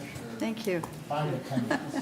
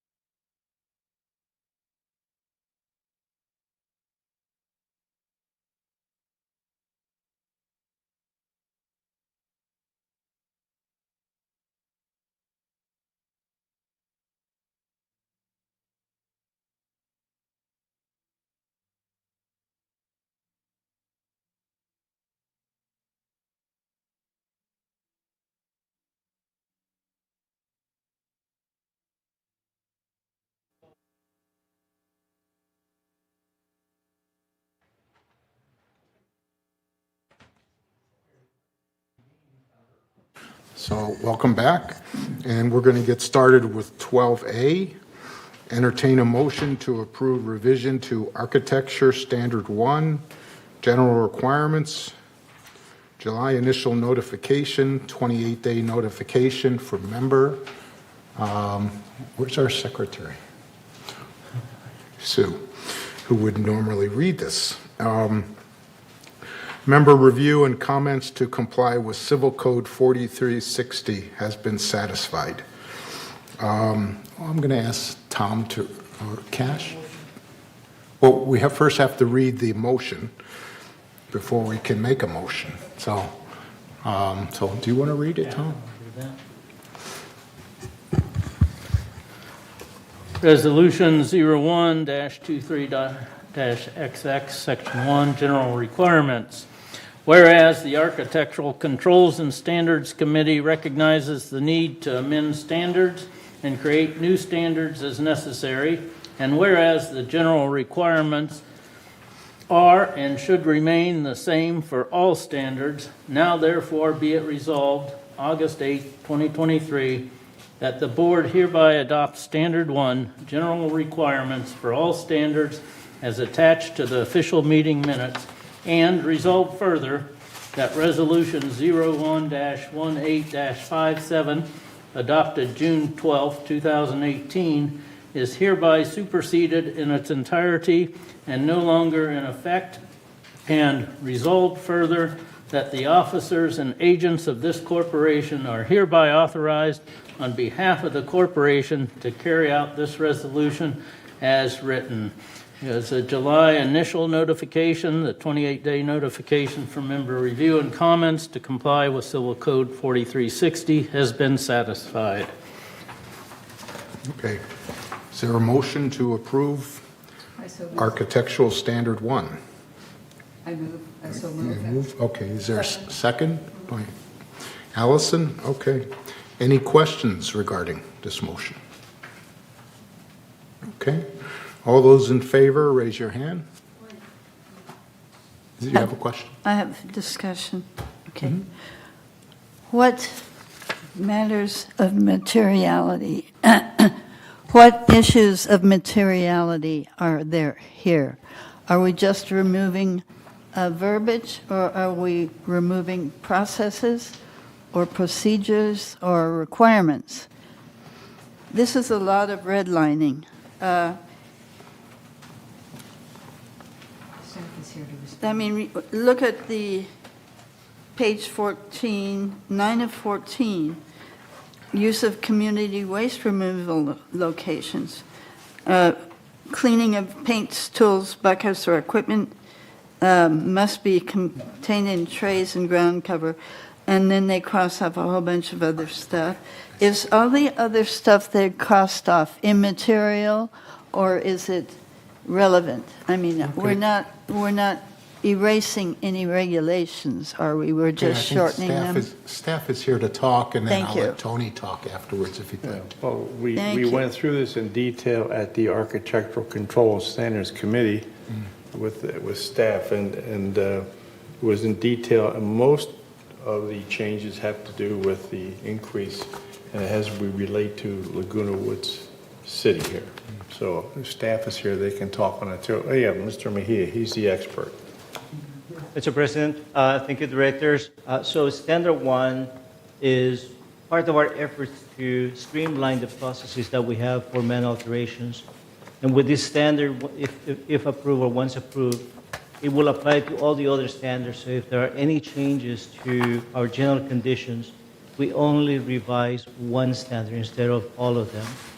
The most important element of the standard are the working hours, but there are other elements that have been revised, such as the use of common area space during construction, the use of dumpsters, and all of those have been brought up and raised as concerns by either members or board members. So we have addressed all of those changes within the same standard.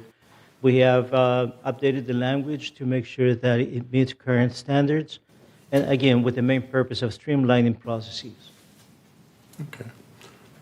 Tony, did you want to add anything else to that? Or?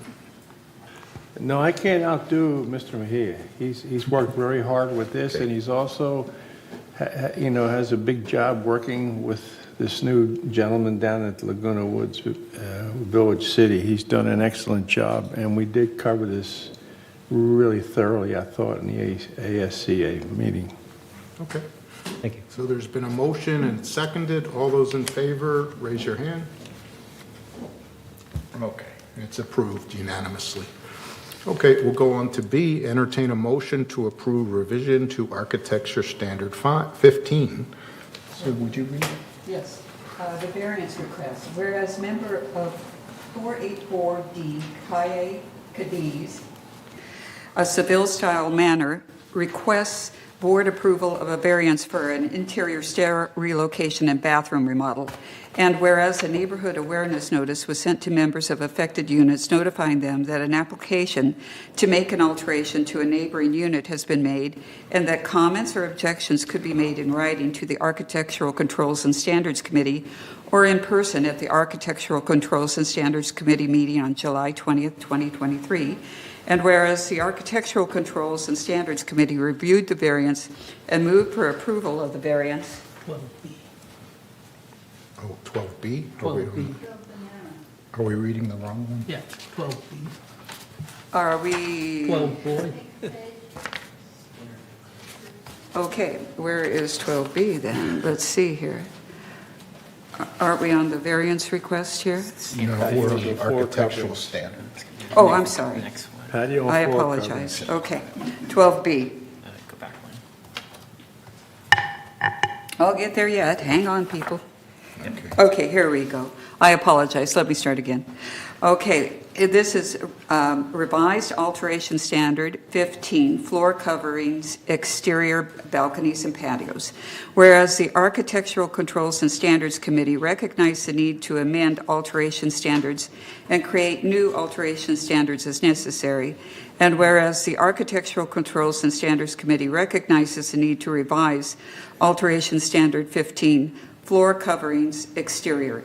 Now therefore be it resolved, August 8th, 2023, that the Board of Directors of this corporation hereby adopts revisions to Alteration Standard 15, floor coverings, exterior, balconies and patios attached as part of the official minutes. And resolve further that Resolution 01-18-105, adopted September 2018, is hereby superseded and canceled. And resolve further that the officers and agents of this corporation are hereby authorized on behalf of the corporation to carry out this resolution as written. July initial notification, 28-day notification for member review and comments to comply with Civil Code 4360 has been satisfied. I so move the resolution. Okay, and it's been seconded. Any discussion about Architectural Standard 15? Okay. All those in favor, raise your hand. All those opposed? It's approved unanimously. Okay, 12C, we may want to see if Jeff's available. Yeah, I'm going to call him in right now. Give me 1 second. Well, we can start by reading the motion. This is 12C, entertain a motion to approve the recognition agreement for non-institutional lenders. July initial notification, revised August postponed 28-day notification for member review and comments to comply with Civil Code 40. The call cannot be completed at this time. International dialing is not enabled. Please contact your...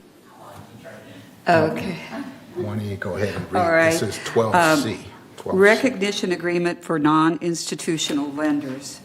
Whereas the United Laguna Woods Mutual Board of Directors carries a fiduciary financial obligation of the corporation, and whereas United Laguna Woods Mutual Bylaws, Article 3, Section 1, provides that prospective members unable to satisfy financial requirements may be approved for membership if another financially qualified person enters into an agreement with the corporation to become financially responsible for expenses I'm sorry, I'm trying to associated reach with such Jeff Beaumont. membership, and that the other person meets the financial requirements. I'm sorry, this is Paul. I'm with Laguna Woods Village. We're trying to reach Jeff Beaumont. Okay, 1 second. Thank you. Should I continue? Yeah. Okay, all right. Let me start again. To become financially responsible for expenses associated with such membership and that other person meets the financial requirements established by the corporation. And whereas a guarantor agreement has been developed to comport with the Article 3, Section 1 of the bylaws and has been in use for many years.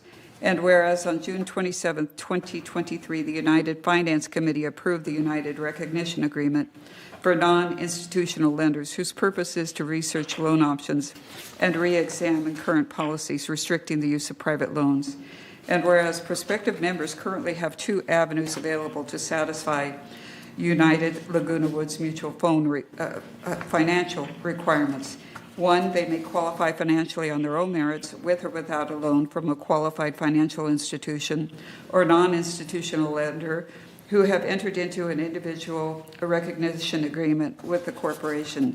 Two, they may obtain a guarantor who meets the financial qualifications established by United Laguna Woods Mutual from time to time.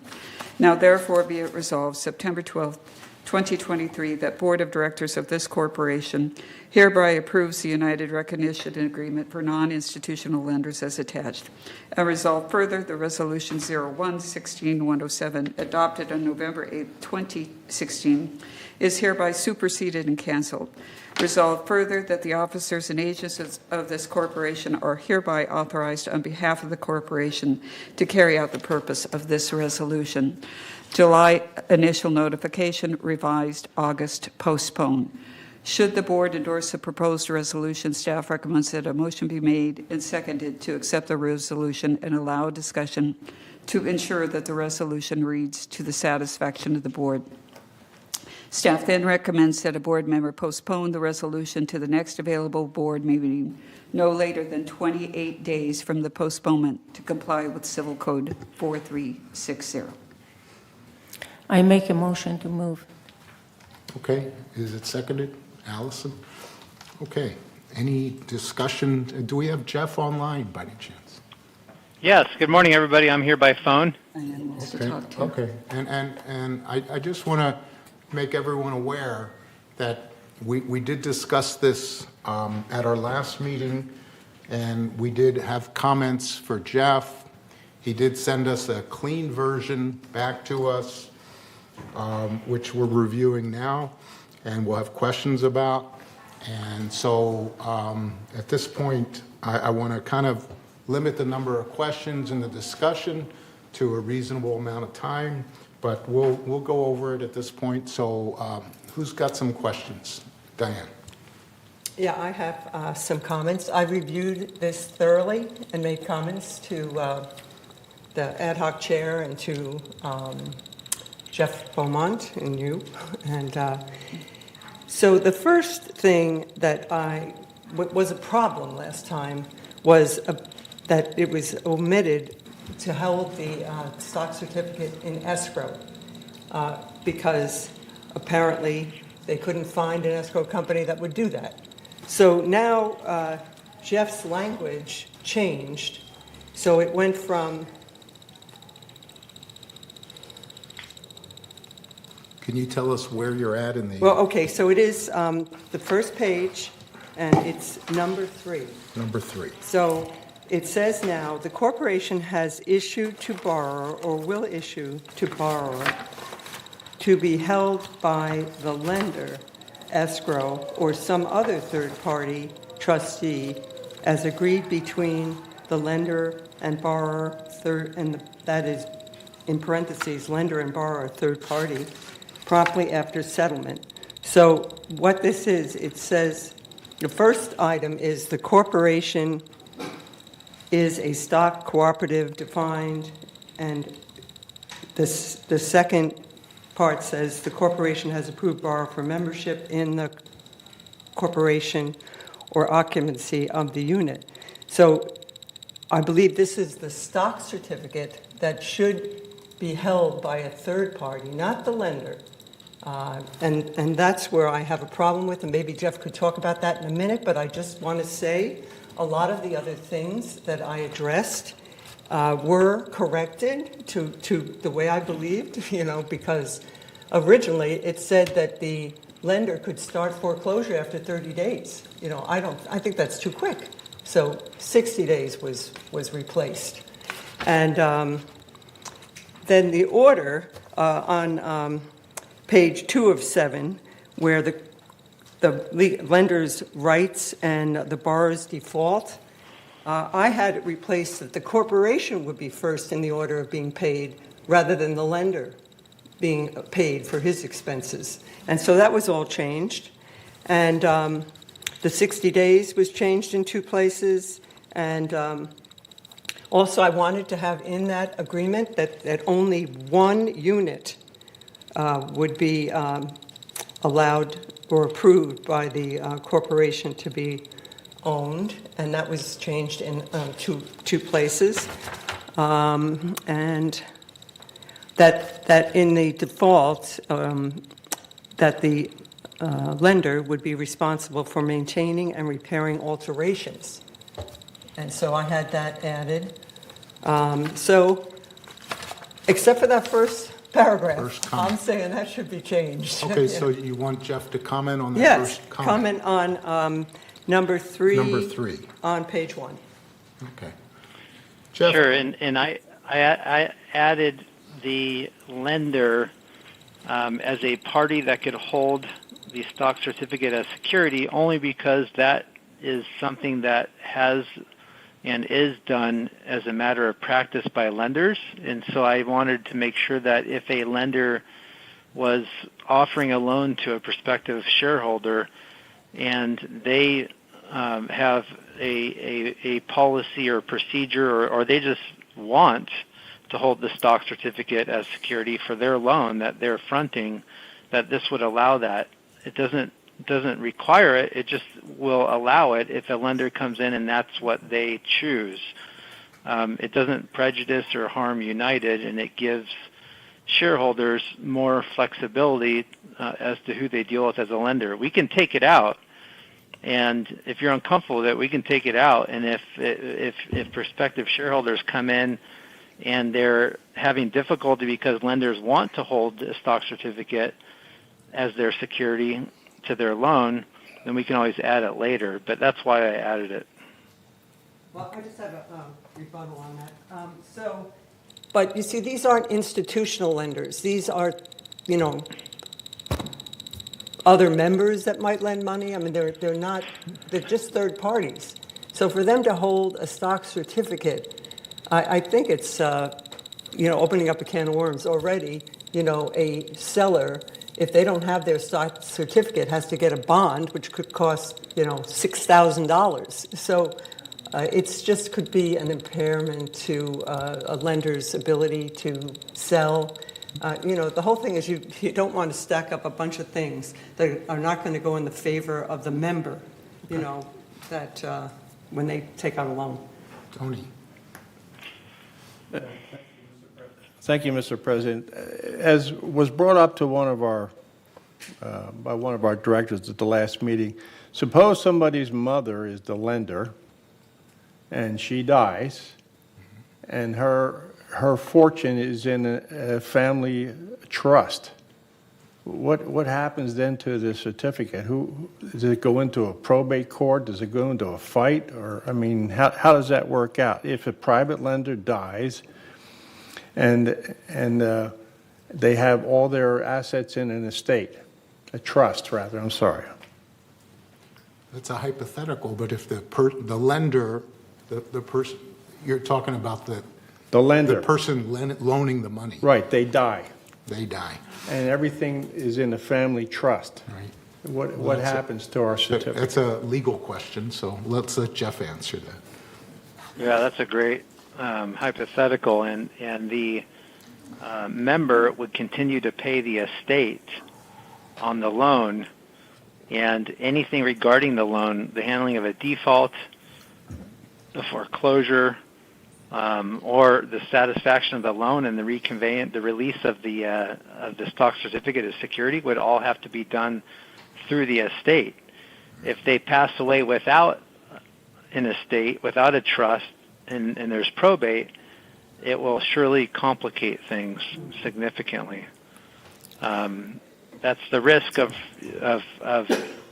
doing business with individuals that aren't institutional lenders or viable companies. Now, just because we're saying this is a non-institutional recognition agreement, we still could get loans from companies, realtors, whoever, just private equity companies that aren't financial institutions that want to loan money to someone. But, the complication to your point, Anthony, is that if somebody is a lender and they pass away without proper estate planning, it will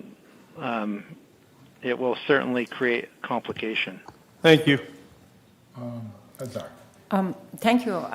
Actually, it's a good question that you brought it. Probably I didn't know last month about that, but this month, my mother-in-law passed away about a month ago. And when we opened the trust, actually, she put everything on the trust. And we found actually a letter that she gave loan. It wasn't a loan for the buying things, but because she has an attorney for a long time, and it was a conference between my husband and I and an attorney. And right away, they got a signature from us that the attorney sent a letter to the person that my mother-in-law lent the money to them. And they said, you have to send from now on this one to the trust. And because they write down, right away they open a bank account for the trust, and they send a letter, and we just signed that one, and it's going to come to the trust. So I didn't know about that until just by accident happened this one that happened for my mother-in-law. This is for your comment, and I wanted to thank you for reading very carefully all of these. And as you said, in the last one wasn't lender, but Mr. Bowman said it is better to be there. That's why he put it. So doesn't hurt because it's a comma and third party as well. It doesn't affect. But the other one that the director sent, we sent everything directly to the Mr. Bowman to affect all of this. Okay. Go ahead. I would like to ask, I have received several communiques of people who are opposed to this. And the ad hoc committee obviously heard from people who said this was necessary. So I would like to hear from the attorney's perspective the pros and cons of going forward with this policy. Well, that's a great question. I'm sorry, who asked that question? Sue Kwong. Thank you so much, Sue. And Azar, my sincere condolences to your loss. Thank you. But there are pros and cons on each side, and each column has several points. Now, Seal Beach Leisure World, they don't allow lenders. They don't allow, all their sales are cash sales. And they've been thriving for over 50 years. And their focus and what they feel is best for them is making sure that they are not creating complexity in a situation where if someone does not pay their assessments, it's going to create an overly complicated or more complicated scenario for collecting debt, right? What's owed to you, what's owed to GRF. And so that's one disadvantage of opening up the community for loans. But you've already allowed loans in the community for years through NCB, a FDIC institution who really specializes. They're the biggest entity out there that loans to stock cooperatives. I have many, many stock cooperative clients that work with NCB successfully because they know what they're doing. And that gives potential shareholders more opportunity to buy into the community. I'm not a realtor. I don't do financing, but I've heard that helps with property values and adds to the demand. And where there's a demand, there's typically a response from a property value standpoint. On the other side, if you open the door to non-institutional lenders, you're again facilitating sales, and you're helping people buy in that normally otherwise wouldn't be able to buy in. What is the benefit of that? I mean, I don't know. United, your obligation is to maintain property, right? Your obligation is to engage in physical property and financial management, fiscal management. You're not in the business of helping society and non-members to come into the community to become members. But by allowing loans from institutional and non-institutional lenders, you are creating a different environment for realtors and for prospective shareholders. It's a desirability standpoint. It may, and again, I'm very disciplined to stay in my lane, and I don't venture out. And if I start, I tell you, this is not my lane. I'm not a realtor. I'm not a financer. I don't have any finance training or education or real estate sales, but I'll defer to those that do. But what I've heard is that the more options you give people to funding to buy into the community, the more desirable and potentially the better property values you're going to get because of that. But like I said, and to Tony's point, right, he raised the first question, which is a hypothetical: if someone passes away, is it going to complicate things? Sure. But is it insurmountable? No. We can work through it, and you can always pull it back and take it off the table after a few years if it's not working out the way you expected, or it may work out, but we may need to polish some sharp edges and improve the process or procedures depending on how it plays out. I don't think anybody can predict how this is going to play out until you try it. But there are pros and cons from a property value, desirability standpoint, and then on the other side, a complexity standpoint, and staff having to deal with just one more party. Think about it. If a shareholder doesn't pay their assessments, you deal with the shareholder, and you deal with collecting on your collection policy against the shareholder. Now, if there's a lender, a non-institutional lender, NCB is easy. They've been in place for a long time. They're just one party. But if you have a proliferation of non-institutional lenders from Mrs. Smith to Mr. Jones and all the way down the board, and there's a downturn in the economy, or for whatever reason your delinquencies go up, staff's going to have to be working with and dealing with these third parties in trying to collect these assessments. So it will increase staff time. And that's a downside as well. So I wanted to add one more advantage that was not mentioned. Okay. And just to your point, and that is that, as you know, we haven't had loans from institutional investors since NCB stopped loaning because we didn't meet the replacement cost insurance.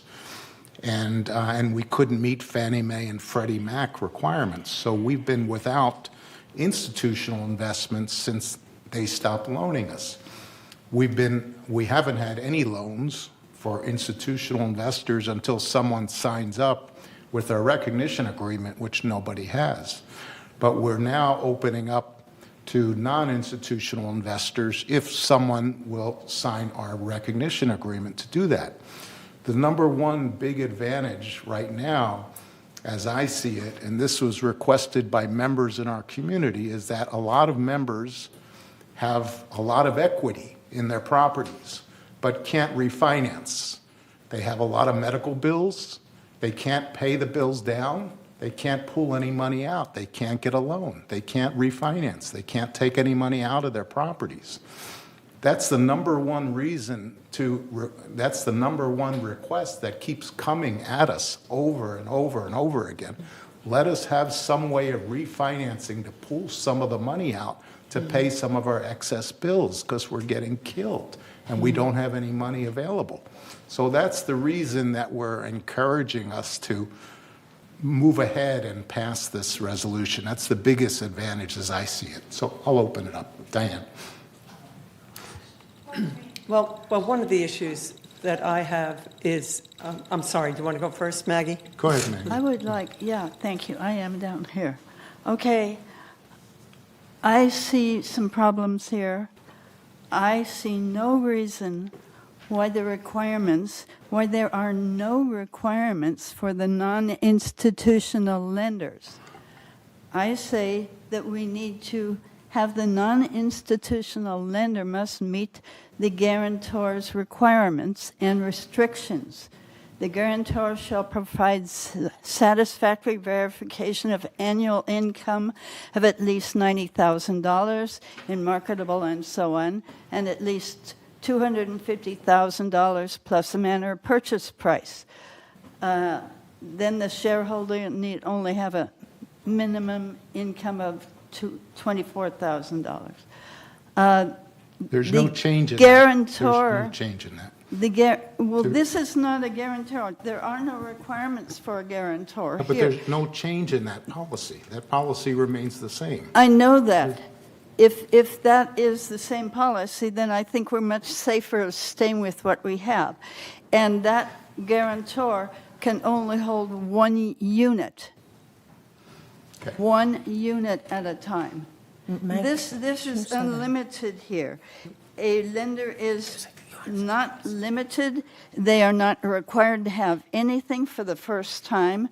We have these safety features with a guarantor, and that protects also the hapless resident or member. There is no interest cap on this, so you'll get probably the 4 people on the list will become our first non-institutional lenders, and we'll take as many people as they can get on their bracelet, and there we have it. And we have created a recognition agreement specifically for the poor people on the committee, and that's that. And I think that's most unwise. I think we must limit a person to the qualifications of a guarantor. Okay. And Dan, you had your hand up next, and then Azar. Well, I know this has been brought up before. There's no qualification for the lenders, and there's no approved document that's between the lender and the borrower. We don't have that. That's up to the lender. Comes up with their and balloon payments or whatever could be in that. The interest rate.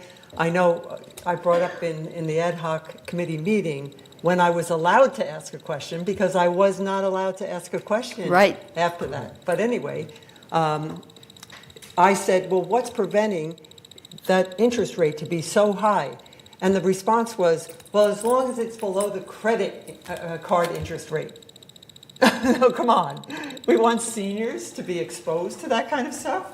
Okay, That's my question. We've had requirements for institutional loans ever since we've had institutional loans for requirements. I mean, we haven't set requirements for institutional loans companies, and that's why we're not setting any requirements for non-institutional loan companies. We're trying to be as the same for both policies, but that's what we're trying to do, to show no interest or special interest in predicting that these companies are recommended by the board.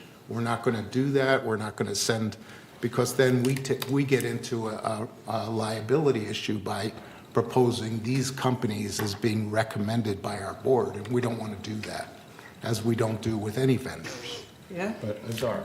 That's pretty correct. President Ross mentioned that we don't want to get through the liability. We went through that, and even Mr. Bowman mentioned that one in the last session. The reason that, please understand everybody here, as a fiduciary, we wanted the best for the residents. This is sales is one option that is good, as Mr. Bowman mentioned. But one thing that I heard, and I just started this one very hardworking for people older here, that they have lots of surgery and medical issue and they cannot get money. And this is for their benefit. They have a 500,000 full paid unit, but they cannot have a surgery for his wife, as one of them that nonstop is calling and says, my wife is really, really in a bad situation, and months after months we are waiting for this. So this is for that. Regarding to saying one unit is absolutely is mentioned here is that can have only one lender can have, if be qualified, is one unit, and plus, if they want that unit, must go through the process of the buying exactly like normal people for the age, for the asset that they have and everything. So that's totally different matter if they want to buy here. This is not about buying here by the lender, but if they want it, only they can one unit. And this is really, as I said, every part goes based on not 1%. And I want to really ask Robert, Bob, could you please come to the podium? He has a 35 years background. I am not talking about a person that comes. If you wanted a professional, and we have 4 of them in the committee, and unfortunately they were busy, but he came, and they wrote this one based on experience that they have and covered almost everything. And Mr. Bowman 2 times reviewed this one for if there is something. As suggested by Mr. Bowman, you can go for a pilot. You can get 6 months. If it is not going wrong, if it is going wrong or something, we can just always back to the board and what board decided. But stopping, not giving loan to people that they are in the need right now is not wise as a board member. Just because we have to, once upon a time, saying, which happened to my mother-in-law, to trust it and be. But anyway, there is a reason. There is a lawyer, their lawyer can take care of that. Bob? Okay. Well, before we go to Bob, Vidya had a comment. One second, what happened? Okay. Yeah. I sympathize with people who need the money and they need to get it out of their homes, but I also agree with what Jeff just said. This is not a social platform here that the United is into. And this is a very, very, very risky venture for a lot of reasons. And if there are no rules made for the guarantor, as so many members here have referred to, that makes it even more dangerous. The other thing is, with all due respect, this is a senior community, and the problems that might arise with when someone dies, passes away, are closer to home here than in other places.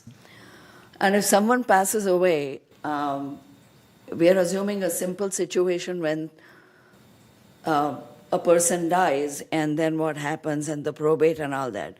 What happens if it's a more complicated issue and that person who has lent the money has several heirs who are inheriting both the loans as well as the assets? Are we going to get into so many of these legal issues where the United Board here is going to be facing all these other issues, and they are not as far away or as remote as some people would like to believe. They are closer to home. And before you take a big step in allowing these loans on the thing, all these issues need to be considered. It's not so easy to go back either, as some people have said. It's very hard to undo what you have done. Are we going to spend another 2 years in arguing these issues at a later point? What is the money and the time that is going to be expended into all of this? So this needs to be very carefully assumed. The other thing is the issue that Diane said when she posed a question to somebody and said, the interest rates will be lower than the credit card limits. If that is the situation, people can get personal loans. They don't have to be through the United. I mean, you need money, you can get money from other sources too. And I'm not denying this, don't get me, I'm not an unkind person. But the fact of the matter is that this needs to be carefully considered on both sides. And United is not in the business of being like an ACLU or something like that. So this needs to be considered. I don't think it's to be taken lightly at all.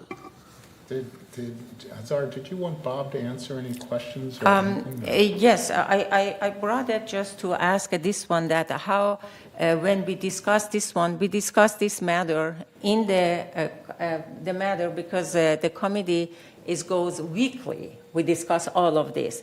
And if there is any problem that happened like you, that somebody dies and heirs, if the person dies, as usual, that other without loan or without not loan goes to if it goes to sell, or if there is no kin for the foreclosure, and we don't care that the person has how many heirs, we just give the money. Whatever it's for us, we take it as an association fee, and the rest goes.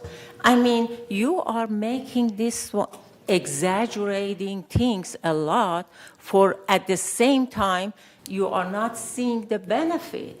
So the benefit, I mean, I don't care if you don't want it, but the benefit is huge, and you are covering your eyes to benefit, and rather than just really seeing some occasional that's happened, what's happened, and this one. This is a loan that you're giving, and that's why we said that the certificate in the third party bidder. And then the moment anything happens, like other one, goes to the foreclosure, we get it, the unit is there, they cannot take the unit, they cannot do anything.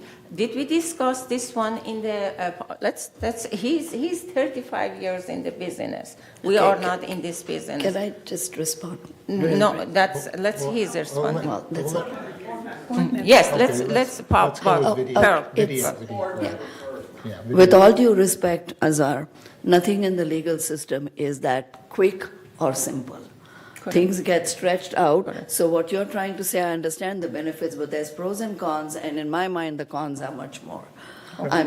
That's all I have to say. It's now the legal system doesn't function in that fast fashion. Okay, we're going to have to limit this somehow, because we're going to be going around and around. So Diane, go ahead, one more time. My question is it a fixed rate loan? Is it a variable loan? I mean, we don't know what the contract is. And, wait, don't shake your Because head. this is between them. Wait, let her talk, Now, then, so somebody dies, it goes into probate. I mean, that can take years. I mean, it could take a long time, and who's going to pay the mortgage? And then in 60 days, the lender gets to foreclose. I mean, I don't think that's a it's just, why are we in this business? It already failed once before. We had third-party loans, and it was taken out. So we've already been down this road. I don't think so. But Maggie, did you have something to say? Yes, my two questions are, why more than one unit, and why not meet the guarantor's requirements? Okay, Jeff, do you want to handle those two questions? I want to, but I'm not qualified. I got to stay in my lane, and that's not really a legal question. That's a question for someone that's experienced and qualified to do so from a financing standpoint or lending standpoint. Maybe Bob, could you answer that question? Okay, let me address the interest rates first. Those are governed by the state of California. We have usury laws in the state of California. Private lenders must abide by those laws. So you're not going to get 25% interest rates and so forth. That's just not allowed in California. Those are governed by the state of California. Any private lender must abide by those. So that I feel confident we're not going to have those issues. The loan terms, the loan, everything else, that's between the borrower and the lender. They make those decisions. We have to count on our seniors to be able to make those decisions. Are they all capable? No, but majority of them are. They're going to get assistance from other people. We've talked about having the foundation do some research and help people out, and like helping them informed decisions. But we want to stay out of that. And documents, the same thing. Lenders have their own documents. We don't want to propose documents that are going to get us into legal issues. Okay? So that's the one thing right there. The recognition agreement outlines specifically procedures for lenders to do, for the United to do, and it all comes down to everybody does their work, everybody's happy. If someone passes away and they stop making payments, we're going to foreclose. We're going to notify the lender that the payments have stopped, and we're going to foreclose. And probate is not going to stop that, okay? It's just not going to happen. We have those procedures set aside, and we are within our rights to do that. So the whole purpose of our committee meeting was to protect United, and that was our only job, was to protect United. So we felt we really have addressed that. As far as Ms. Blackwell, as far as them qualifying, I don't know how you do that, okay? I mean, you can say that this lender has to have this and this lender has to have that, but we're not asking for them. These are not personal guarantees from lenders. These are loans from people, okay? Our member is the one who qualified to get in here. They have already qualified. They are allowed to be here. So having the lender to qualify, I don't think that that's appropriate. What are you saying, Paul? I'm sorry. I just want to advise you that we do have 3-member comments when you're Okay. ready. Okay, so is one of them Dick, or? Yes. Okay. Any other questions? Oh, any other questions for Bob while he's here? Okay. You want to Okay, answer? he answered some of them. Okay, Dick? Dick Rader, 270D. I think the most important thing is go to the heart of the matter and not to the details. The heart of the matter is, why is this brought forward? And we heard just now one of the board directors tell us why they wanted it. They said people have medical issues and they need money and they need a private loan. So I ask you, if I, God forbid, needed money right now, I could go and get a private loan. You don't need the resolution. Why do you need a resolution for that? You understand? I see some, are you understanding what I'm saying? It was just brought forward that they want this resolution in order for private loans. If I live here and I need a private loan and there's somebody willing to lend to me, I don't need board approval. I just do it. So that destroys one of the major issues. The other thing that was brought up, if you listen to the attorney, he said he's not a real estate lawyer. However, and unfortunately, I'm unaware of any California cooperative, maybe even in the United States, I'm not sure, but where we know that they have allowed private lenders. So we don't have the benefit of looking at what are some of the negative consequences that could occur. But Jeff brought up some. And if you listen carefully, what he's telling you is, he's saying, oh, it'll be staff time. No, it's more than that. Legal time. Now how much we pay the lawyer? And I'm not suggesting disparaging the lawyer, but I'm just saying, you don't want to be paying $375 or whatever it is an hour for legal issues that we don't need. I'll go to one other point. It said, oh, you know, some people may not be able to come here. Well, you know what? Here's how it works in my life.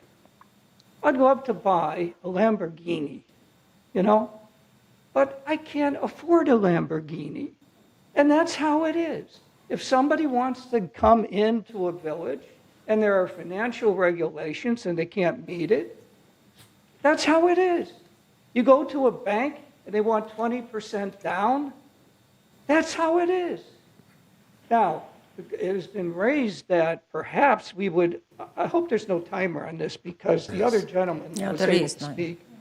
What was I saying? I lost my train of thought. Anyway, we're trying to help increase the number of units that are sold. Have we gone to the realtors and asked them if they're having any trouble selling homes here? I don't think they do have any issues whatsoever. And we haven't had past issues. We're not having, I don't think, any issues right now. There may be a lack of homes, a lack of inventory. That's different. I don't think there's any trouble in having people come in and pay cash. We already have the information at hand. We already know that Seal Beach has been doing this for 50 years, and it works. So therefore, and it was also, I believe, one of the board members, I don't know how to pronounce your name, Vidya. I think she brought up the fact that United's, and I think Jeff did, your fiduciary responsibility. Where does it say that you're supposed to help realtors or that you're supposed to make sure that we're selling homes? Your fiduciary responsibility is maintenance and that sort of thing. And it happens by keeping up a community and keeping it up in good shape.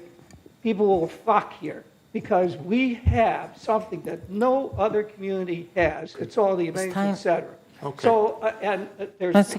Yeah, your time's up. Yeah, I know. I wanted to ask one other thing, though. Are there any board members that want to become lenders? Okay. Okay. We're not We are gonna not go going there. to that So, direction. your Okay, time's this up. is- Thank you, Dick. Thank you. I Thank you, wanted Dick. to ask that question. I think it's important to know if there's Okay. any conflict of interest. Are there any board members planning to become a No, lender? I don't think we're going to do that. So, thank you, Dick. Can I also- finish I think the question has been Before we comment, I did have one comment that I wanted to make, and this is the comment that we do see a slowing in inventory.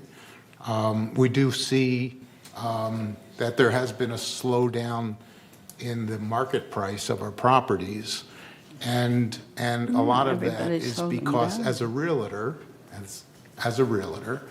I could see that it does benefit Third by having access to loans. We do not have access to loans to facilitate sales, and we require, quite frankly, all cash transactions. It would be much more beneficial for our community, the co-op community, to facilitate some way of having loans to help spur more sales in our real estate, in our community. That's my feeling. Hazar. Yes, I want to write down a few things that you mentioned. Number one, you mentioned, Dick, about legal fee.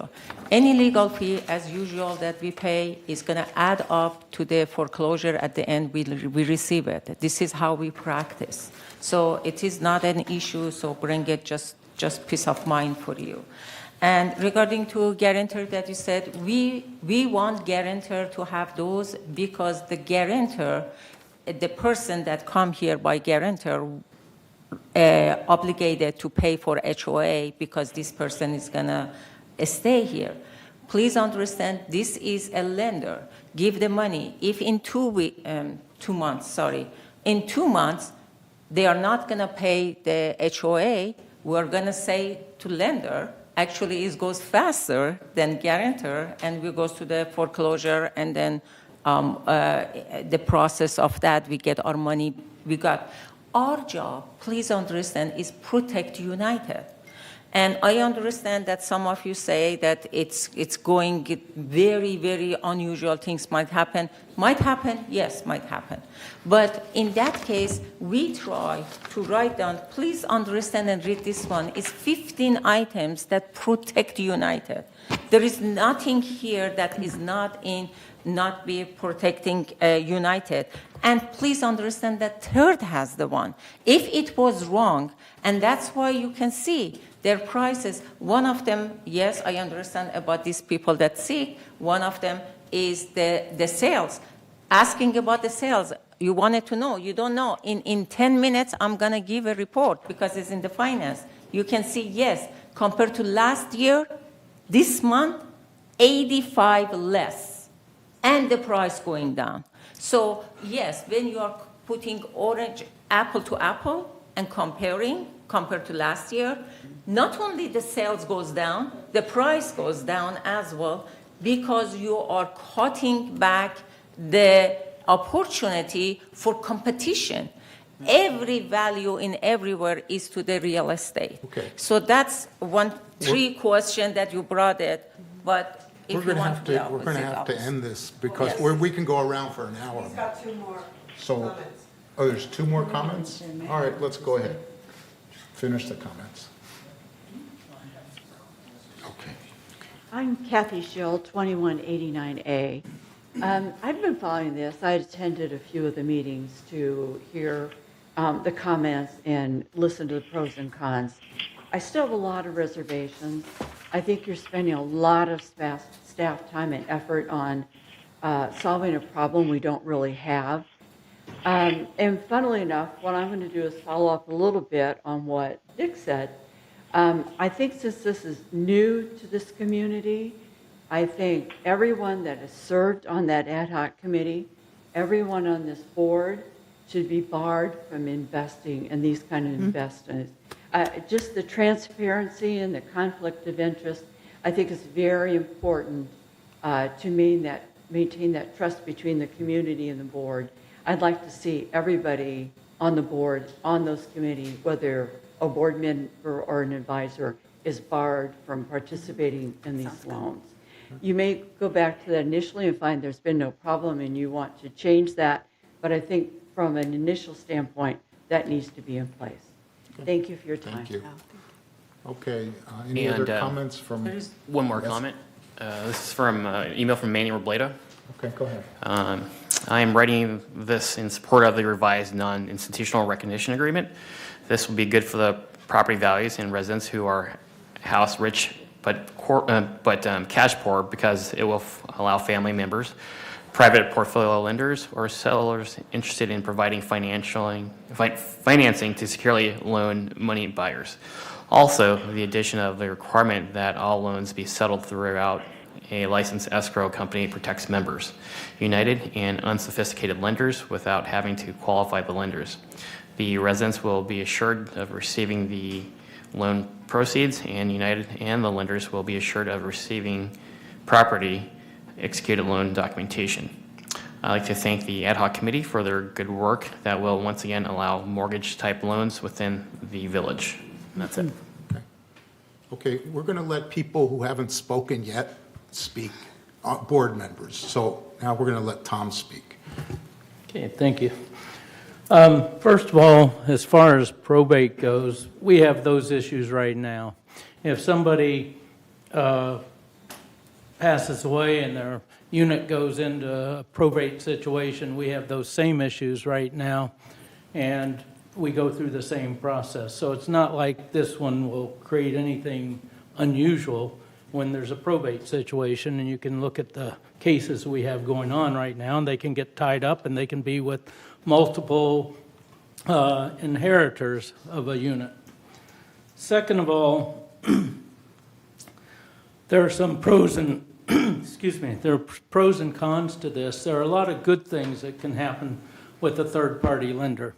And oftentimes, it's not because somebody doesn't have the finances, it's because they may have those finances tied up where they don't want to pay capital gains or for some other reason, investments or something, and they want the cash somehow. They could have $3 million, $4 million tied up in property, stocks, bonds, and they don't want to sell it to come up with the cash, but they can easily get a loan, be it a third-party loan or some other personal loan or something.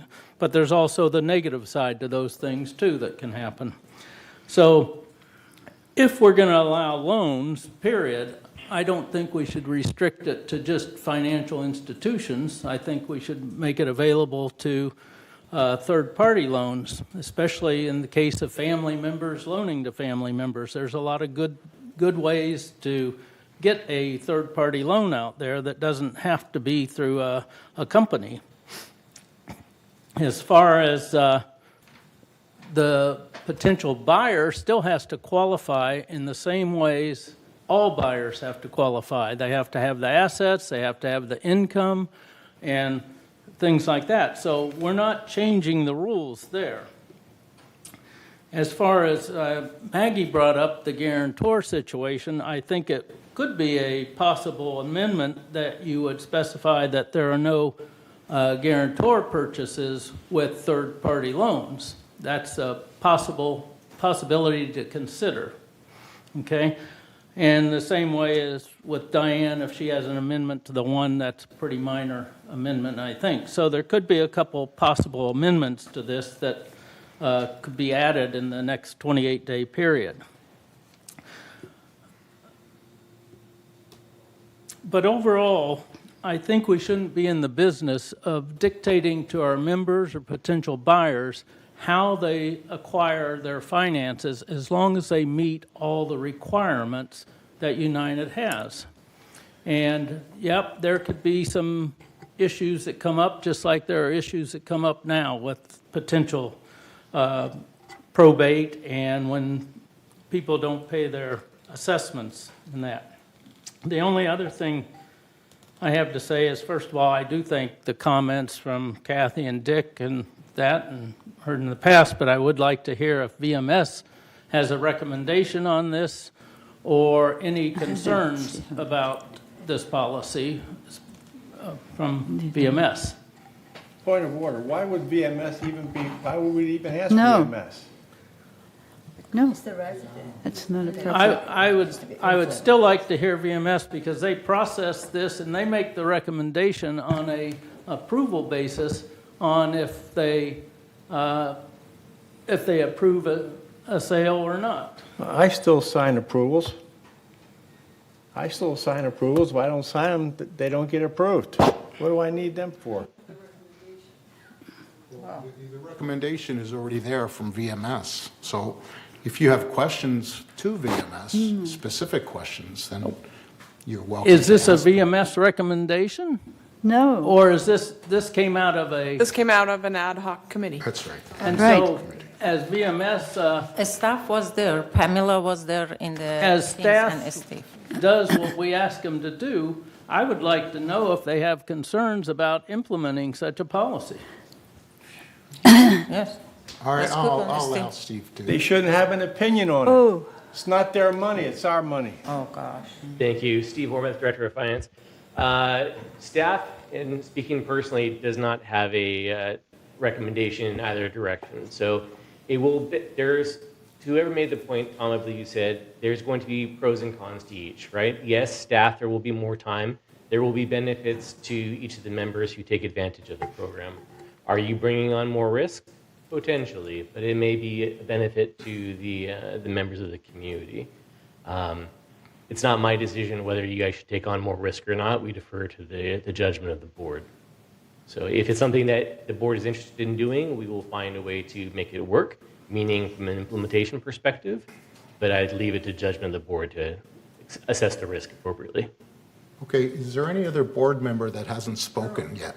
No. Pearl, you haven't spoken yet. My feeling is that if they need the third-party loan, as Dick Rader said, they should get their own, and board should not get involved. And the slowing down of the purchasing of the real estate transactions is a national trend right now. It's not because of this. And when the NC, what was the lender, when they stopped making a loan, we did not see the decline of the sales in this co-op. We had a very, very good real estate market for the last 2 years. Now, nationally, everything's cooled off, and we will see the decreased number of transactions, not because we don't have a third-party lender. It's because that's how the real estate market goes. And I also feel that we have a responsibility to the residents, fiduciary responsibility. And I feel, I could be very wrong, but I feel like this whole thing was made up.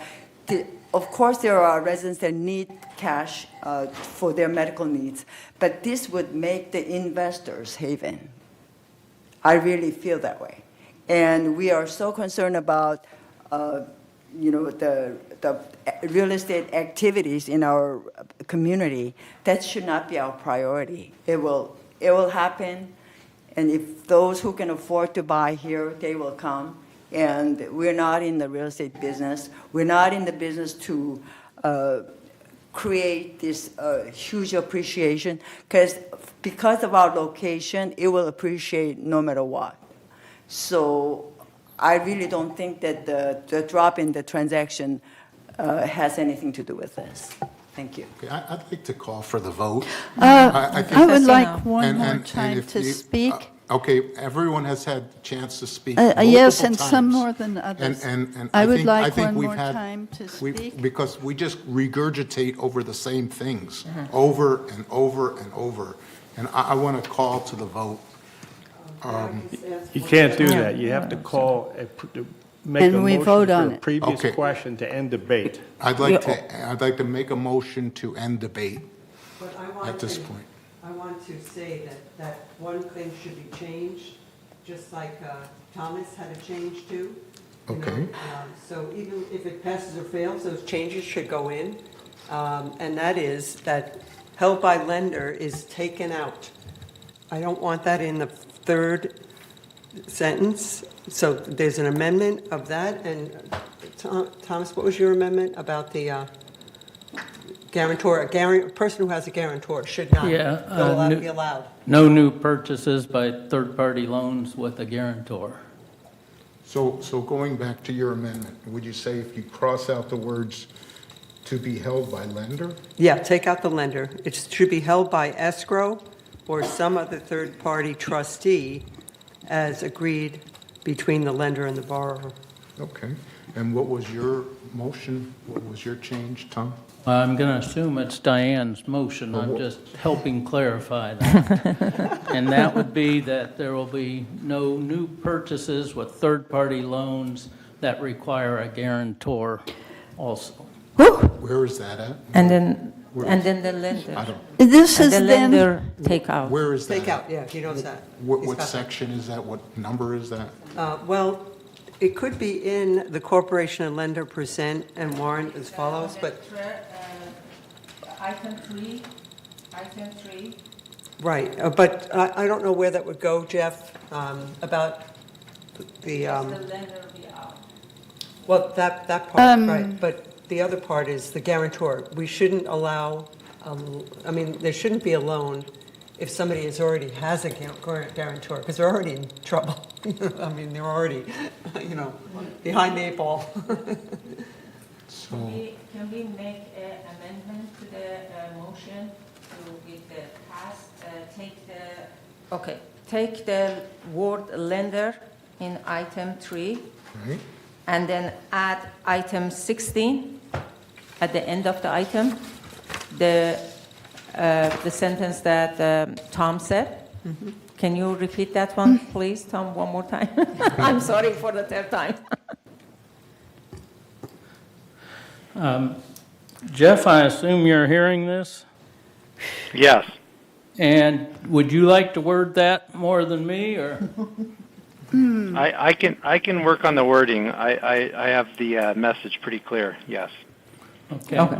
But the basic message is that there will be no new sales with third-party loans if a guarantor is required.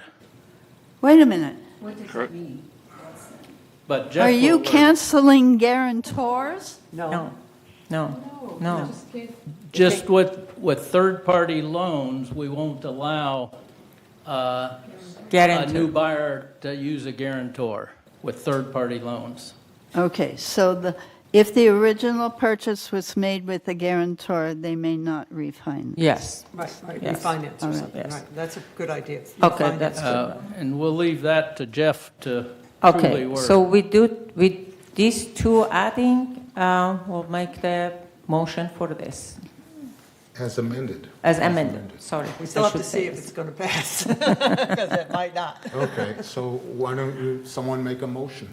I believe Diane made the motion. I made the motion. I will second that motion. Okay. That's the amendment. Okay, so Okay. does So- anybody, oops, So all those in favor of this recognition agreement with those changes made, raise your hand. I don't understand. no. All we want to do is just vote to do the amendment, but then we're going to vote for the whole Oh, thing. okay, okay, I see. motion as amended. Okay, Yeah, so right, we so have you to gotta- vote for the motion as amended. Okay. Is No, that right? first the amendment. Just the amendment. The amendment. Okay, so we're going to vote for the amended changes that were just recommended. All those in favor of the two amendments that were just recommended, raise your hand. You can't do two at once. No? No, yes. The amendment that was recommended for those two The amended, changes. that's recommended. The amendment. All those in favor, raise your hand.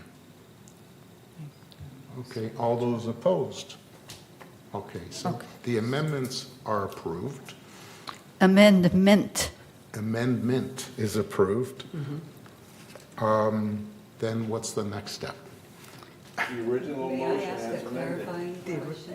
Yes, you may. Okay, on the amendment that just passed, Tom, will you explain what 16 is again? What you're going to, what 16 was? Basically, the 16 would say if a guarantor is involved, then there are no third-party loans. That's a summary of it. So if you have an existing loan, is that what you're saying? You cannot get no. another loan? If you have a guarantor on a purchase or Oh, I get it. existing Okay. unit manor, you cannot have a third-party loan. Okay. Thank you. That makes sense? Thank you. Okay, so now we want to make a motion to approve the motion with the amendment? No, let's Tom said so. Okay, go. Actually, there's already a motion on the floor that's been amended and is ready to be voted on as amended. Oh, God. Say that again. Sorry. So the vote now will be on the main motion as amended. Oh, main motion is amended. Okay. Main motion, which is the recognition agreement, as amended. Okay, I second it. So all those in favor, okay, it's been seconded. Okay. So all those in favor of the recognition agreement as amended, please raise your hand.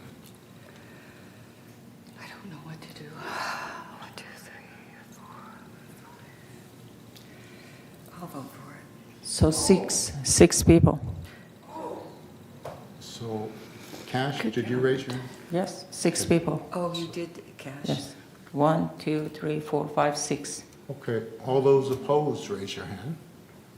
1, 2, 3, 4, 5. 6 to 5. So 6 to 5. So the recognition agreement is approved as amended, and does it still go out for 28 Yes, days? it right? goes for still Oh, goes out. yes, they do. 28 days. Thank you, 28 days. Thank you. Okay, To be rediscussed. Thank God. thank you. Very good discussion. Okay. Next item is 12D. No, that's the one we moved. We moved from 11. Oh, 11F. 11F. Okay, so now we're going to talk about recommendations to approve sublease and application package, which was 11F, and now we're going to talk about that in 12D. So Maggie, you generated that package. Do you want to talk to that issue, or? Okay, this was the sublease application package, which we worked on for a while, trying to put the lodger part in. when the larger part became too complex and the whole thing got far too complex, we separated out the larger policy, and Jeff has produced a new larger policy separately. So that means we want to restore the original sublease as it always was. And by doing that, what we did then was we made non-substantial changes to make some wording a little easier to understand. There are no messages in here of the changes that will cause us to be liable for any misconduct or anything like that. There is no wording in here that will cause us to face any legal charges or anything. We just made superficial wording changes, and we flipped the listing of addresses one above the other, and that's all. So that's it. If you don't pass it, fine. It just remains the same sublease, which has always been here, and we will. But this one was to just make some wording a little easier. Thank you. I have some. This is Director Quam. I want to call your attention to page 3 of 46, where we're talking, it's on the staff report, and it said under the discussion, in the last paragraph in discussion, it says, since the proposed changes appear to be non-substantive in nature, it may not be necessary to send the policy to the board or make changes to Resolution 01-2111 and its qualifiers for subleasing units. So this is very, as Maggie said, these are very minor issues that we were just trying to correct to make it easier, not only for the sublessee and the sublessor, but also for our staff to be able to understand and to implement. So that was the purpose. So we spent hours and hours going through this.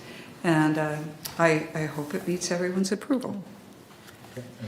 Thank you so much. The reason I want this one, maybe the changes was minor, but I have to go, please go to page 6 out of 46.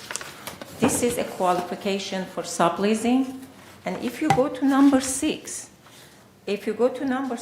you can see that right down the person that comes, the requirement is with respect to each subleasee of the members unit of such as form as United may prescribe from time to time, full name, age, birthday, statistical information. What is the statistical? Is logarithm? Is scores? Is score feed? What is the statistical information? Can you write down exactly what is this? Because I received from Pamela very clearly what they need for the background, and I am reading from her email. Her email, when I asked what is the background, she wrote to me, we request a nationwide check as to 1, criminal history, 2, sex offender records, and 3, OFAC Patriot Act search, and 4, eviction history. These are the email that I received from Pamela, and I want to see exactly this one be here rather than a statistical, which I don't know, talking about logarithm or other stuff of a statistic. I don't know what has been that. Maybe Pamela can help us with that. Actually, this is from your email. Oh, thank you, Pamela. You sent this email to me. Yes. Good afternoon, directors, and I stand by my response to Azar. But I would say that with respect to statistical information, there are lots of questions from members and board members. How many men live here? How many women live here? How many people between 60 and 70 live here? How many between 80 and 90 live here? Etc. So there are many statistical parameters that are of interest to people, and we duly try to report those. And I would like to see these things that Pamela sent be here. So if we want, a subleasee should give us this, so we are not having, that we are all dealing with 2-3 years with some problem that somebody comes here without a background check. So I want these numbers, this 1, 2, 3, 4, 5 that she sent by email to me, be here rather than just randomly something. Be clearly this be here as a qualification So for the background. I think that on the sublease policy, or the application, you have to submit a criminal background check, and you have to submit a credit check, and you have to submit that. It should be the same on the lodger policy, my feeling, when we go out with that policy. But don't we already have that policy on the sublessee? But That in we this have to- we 15 have is to not have that. here. I read all of these 15 that they said qualification, and it wasn't there. That's why I wanted to be clear. And I think it's important, especially criminal history and sex offender, that this word that she wrote to me. So I'll let Maggie talk. Go ahead, Maggie. These statistics are what you fill in. The statistics are your birth date. The statistics are how many people are going to reside in the unit. Statistics are just numbers. They are just information. It can be anything. This is not changing anything. We are not changing this. We are saying we are going to continue on with this form, which we updated, adopted in February 9th of 21. And these are just standard. We have not changed things. Go through, see what we have not changed. All those forms that you fill out, we have not changed them. I can't help it if you think that we should not have statistics here, or we need statistics here. Everything that we implant is a statistics. I mean, we are not changing that. We're not doing anything. It's just information. Okay, I wanted to see this stuff be there, so be written, because I was confused. I received, the reason I sent to Pamela regarding to this email, everybody sent different things. Somebody sent only financial, somebody sent different. And I want to see this be here in number 16, that we need from subleasee this information be as a background be sent, so we'll not be later in problem. Just because you think they have to send doesn't mean they are sending, because it's not here. This information is not here. That's all I am saying. It's included in the package. Well, my question will be to Pamela. Number 5 states the requirement that all subleasees meet the age requirements for occupancy and residency as required and established under United's governing documents and California Civil Code Section 51.3. Is that not the items you're talking about, Azar? Or maybe Pamela can answer what that really means in number 5. Okay, go ahead. I'm sorry, I'm not sure what number 5, what page of this packet are you referring to? This would be page 6 of 46, under Exhibit A, Attachment 1.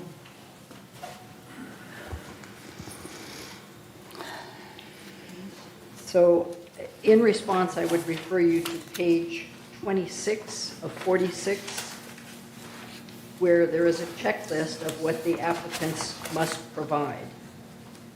And the fact is that companies that provide national criminal background checks don't always report it the same way. Some of them include a credit score, some of them include information about who your nearest relatives might be. There's a wide background. So these websites, which are not exclusive, you can use any website that you choose, but one of these is from the American Apartment Owners Association, one tenant background search. And this really was incorporated a number of years ago because we found that residents weren't doing any background check on who they were inviting into their homes or So- who they were subleasing to. So Pamela, are you recommending we add something to this document, or you believe it's sufficient as is? I personally believe it's sufficient as is. Thank you. Okay, as I said, let me say, as for 3 years, I signed this one. Some person sent only all of the reads, 5 pages, where he lived in the past. And that was the only background check that comes. This street, this nation, that doesn't help me that this person is healthy or not. Okay, So- we've gone through it already. No, So- hold on, I have to finish my sentence for this We've one. gone through We this wanted already. to say, nationwide, as Pamela said very clearly, they are sent, excuse me, I'm going to explain what is that. No, finish up. Nationwide background check doesn't says anything. So we are the board member. We want to decide it, what kind of people we want to come here. We want directly says these 5 things be there as a background check. So because nationwide, as Pamela mentioned, different websites give you different things. And they go, we don't want tenant.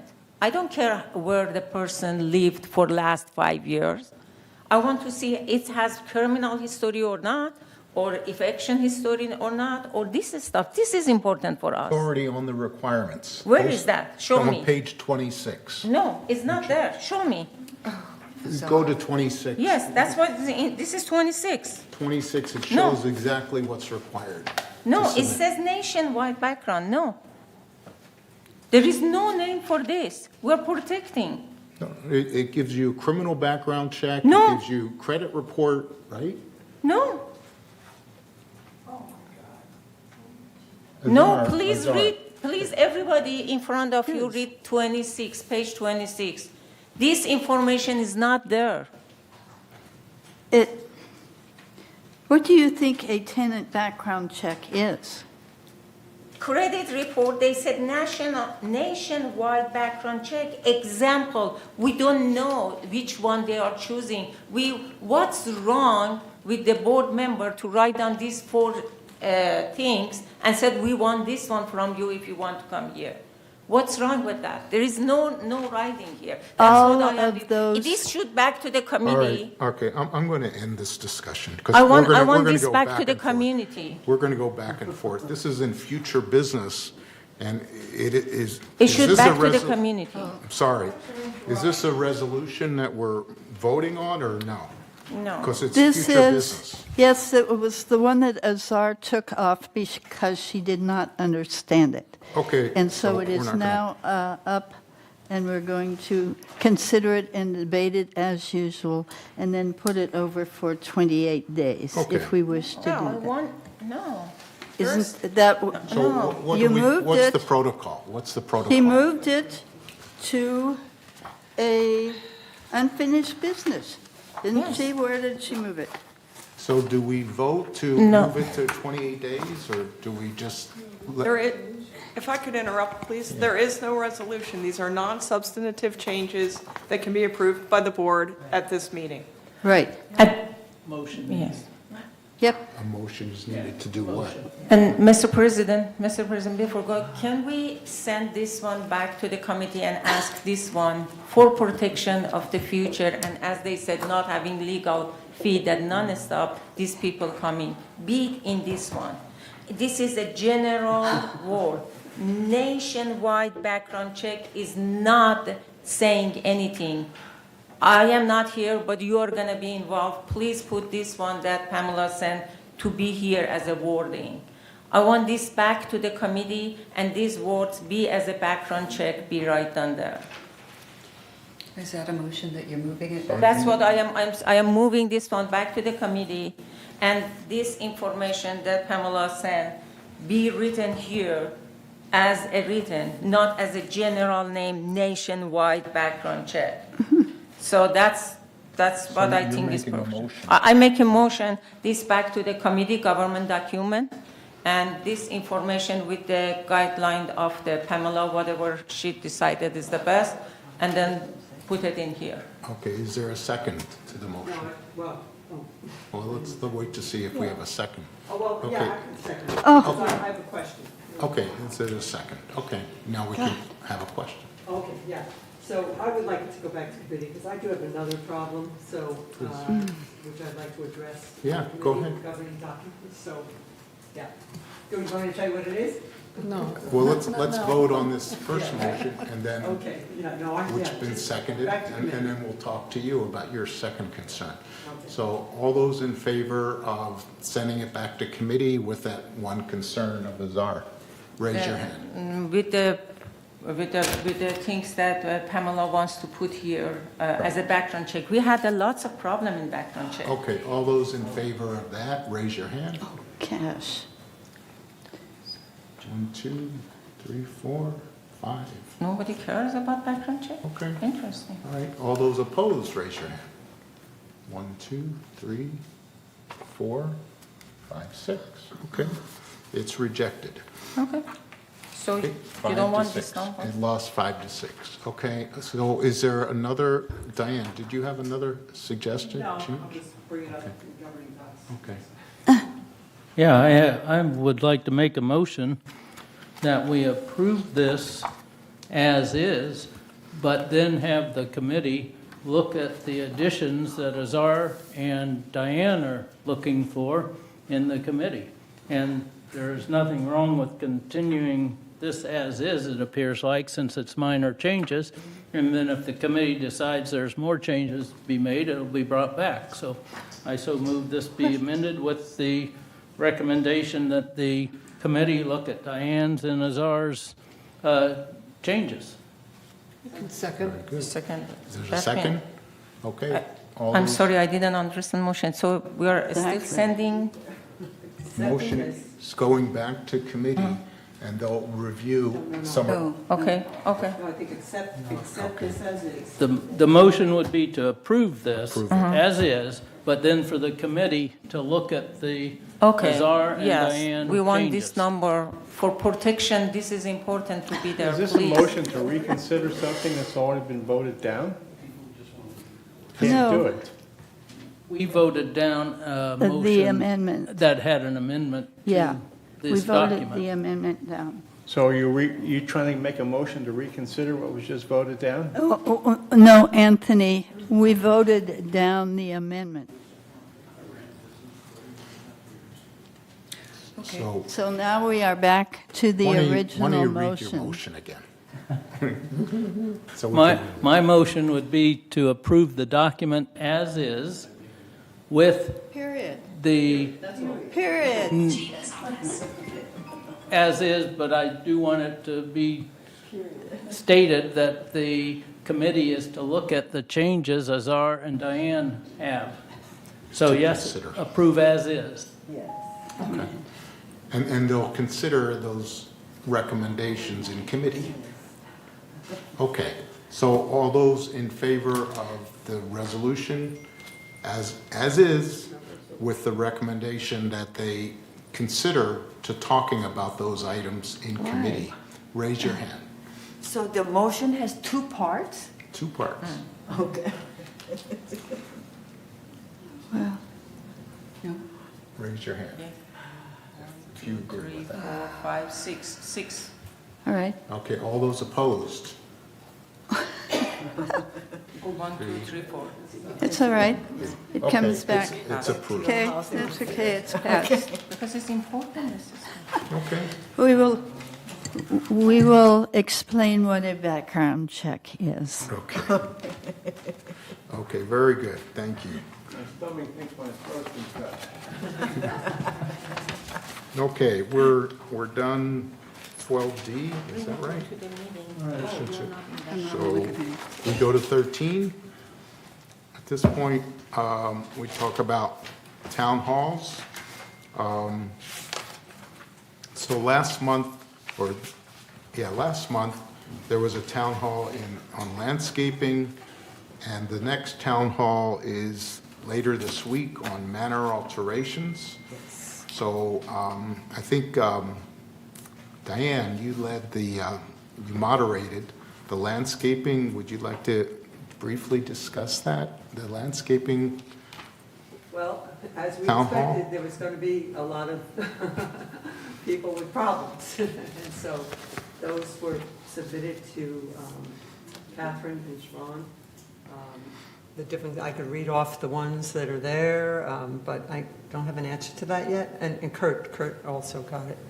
I don't know if it was Catherine, Siobhan and Kurt got those. So there are some people that have been neglected, in their overall landscape, and there are people that are just battling with the weeds and the service. And so there's all kinds of good programs that I was telling them. They're going to do training with landscape employees, and they're doing the weed abatement, and people that are feeling neglected need to come to the landscape committee meetings in addition to town halls. So anyway, that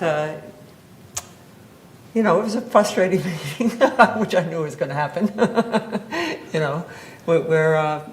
We're a big place, and we have a lot of people that do their own gardening and people that, expect certain things with their own gardening, which if they're taking on their own gardening, I don't know how we can be involved in that, so it's tough. I mean, we used to have a yellow stake program where we put out signs that said, "This is mine, don't touch it," but we don't do that anymore, so. Yeah. I put out an idea, I think at the last board meeting. I don't remember when it was, but do you remember we set up a town hall meeting?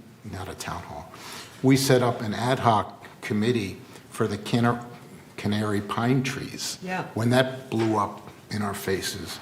And it worked out very well in that we got residents to join an ad hoc team, and we had arborists go out with them, walk the community, and see the problems firsthand and understand how to resolve some of these problems. And we did a great job. You did a great job. Everyone in landscaping did a great job in forming this ad hoc committee. Maybe we should consider such an ad hoc committee with all the complaints we get about landscaping to get people that are interested in joining some kind of a committee, an ad hoc committee, to walk the community and show the problems that they're having, and maybe we come up with some ideas from that could help restore the faith in landscaping with our residents, that they are trying to do a good job. They are, but they have challenges. And so maybe by involving the residents in this ad hoc committee, it might help. I'm just throwing it out as an idea, just for your consideration. I think it's a great idea. It's a great idea. Now, I don't know why the landscape committee stopped doing walkabouts. They used to do that. But, so Siobhan might know. Siobhan. No, well, I was going to follow up on your comments. We have an existing landscaping committee. That's the place for this, rather than creating yet another ad hoc committee that staff will have to staff, that hours will have to be expended, and then you'll be concerned about the costs. So let's use the committee we have, and we'll try to structure it in a way that works for the board. Which would be good. So if we did our walkabouts again or whatever. Wait. Thank you.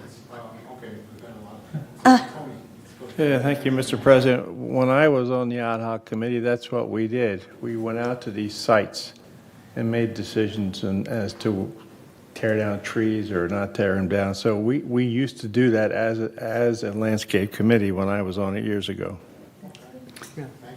Yes, we do that now because they go ahead and photograph it. When people would send in a landscape request, it came to the committee, and we would, if it was a tree removal or something, we would go out to that request spot, and that would require 2 staffers and the 3 directors to go out there and take us about an hour after the meeting. We'd look at this thing and we'd say, request granted or not granted. Now with all the pictures they send us, we are relying on the pictures. And we go through the pictures and the staff analysis and the request. And we decide from the pictures, and some of us go all together. And we make the decision and say yes or no.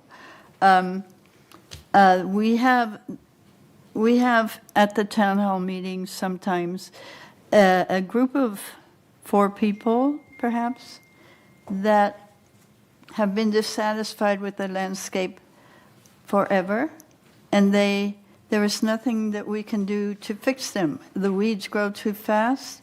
Are we going to go out and look at their weeds every week or every month? The bushes are not trimmed properly. Shall we go out there and look at their bushes every month? Are they going to write a report for all of these things? And how many times do we have to respond to this? We send the workers, cut these things down and fix these things, but they are still unhappy. So it comes up again. It's like a weed. It comes up again. So I don't see that an ad hoc committee or any change in our procedures is required here. We will just listen to what they say each time and respond. And that's all we can do. If there is anything that needs to be done, staff picks it up and says, we'll send somebody out to do it. If there is nothing that can be done because they're just complaining about the weeds in general, then... Based on the results of the ad hoc committee that was set up for the canary pine trees, that resulted in a great success for our community. That resulted in a great success for our community to resolve the issue of the canary pine trees. That's why I think it may be something that landscape might want to consider opening up as an ad hoc committee for landscaping. We That's already the have the process there, Lenny, is what I'm saying. The process is there. Diane. All they have to do is fill out another request. Okay, Diane. Yeah, I mean, I think the process is very limited as to what the committee, the landscape committee gets to see. You know, it's only a tree needs to be taken out, you know, basically. I mean, it's not, I have a ticket in for 6 months, I'm not getting any results, I need to have things replaced or something. You know, so maybe if we have some review of what is out there, you know, that people have requested that is a problem, you know, and it's been in there for a long time. I know when I've taken walks around, like some areas, like by Paseo de Valencia and the gate too, and you go back there, and there is a lot of bad stuff, you know. I mean, or even I just went to look for a building, and, you know, there was cones there and black on the sidewalk, and, you know, it just doesn't look good, you know. So I think if we either do a walk through, you know, like advertise in the Globe, you know, we're going to be coming through such and such buildings, you know. I don't know. What do you think, Siobhan? Why don't we refer this to the landscaping committee, and the committee and staff can decide the best approach? Great. Again, I caution creating another ad hoc meeting Yeah, right. or committee. While I appreciate that, that generates staff costs, and you're Yeah. asking us to please keep our costs down. So I'm advising against that, Yeah. thinking that we might have an alternative here that would work. I think we could have an alternative. So we just have to look at it in the landscape committee. We'll look into it. Yeah. Can I suggest something, Mr. President? Yeah. How about attach? No. One thing that Siobhan, I don't know, is practical rather than staff getting. Is there any creating maybe a site, an email, a special email or something that they can send their problem to that specifically, and chair can see and decide that based on how bad that area is, and then they go there rather than spending the time. How much time you have to go all around the Laguna Wood to see? I mean, let them, they send a picture to you, and then by looking at the picture, at least you can say, okay, this 3 location is really bad. We're going to go and walk only these 3. So in that case, eliminate to going all over. It is impossible to go all over. Too much time. Thank you for your suggestion, but again, I think we should refer this to the committee that has the specialty to guide this decision. Yeah, technology can. That's good. Yes. We'll get back to you, Lenny. Okay. And then the other town hall, which is coming up, is it later this week? Friday? Friday. Is manor alterations. Who's moderating that? Is that? Allison Bach and myself. And yourself. So do you want to speak to that a little bit? Allison? Yeah, we're hot on the pursuit of getting our presentation perfected, absolutely perfected. So it's going to be interesting, and I hope people will attend. We have to look, and maybe we can talk about this later on, but trying to do a better job of communicating all of our good news that comes out of United to United members, so they have plenty of time to make plans to attend these wonderful sessions that we work so hard on.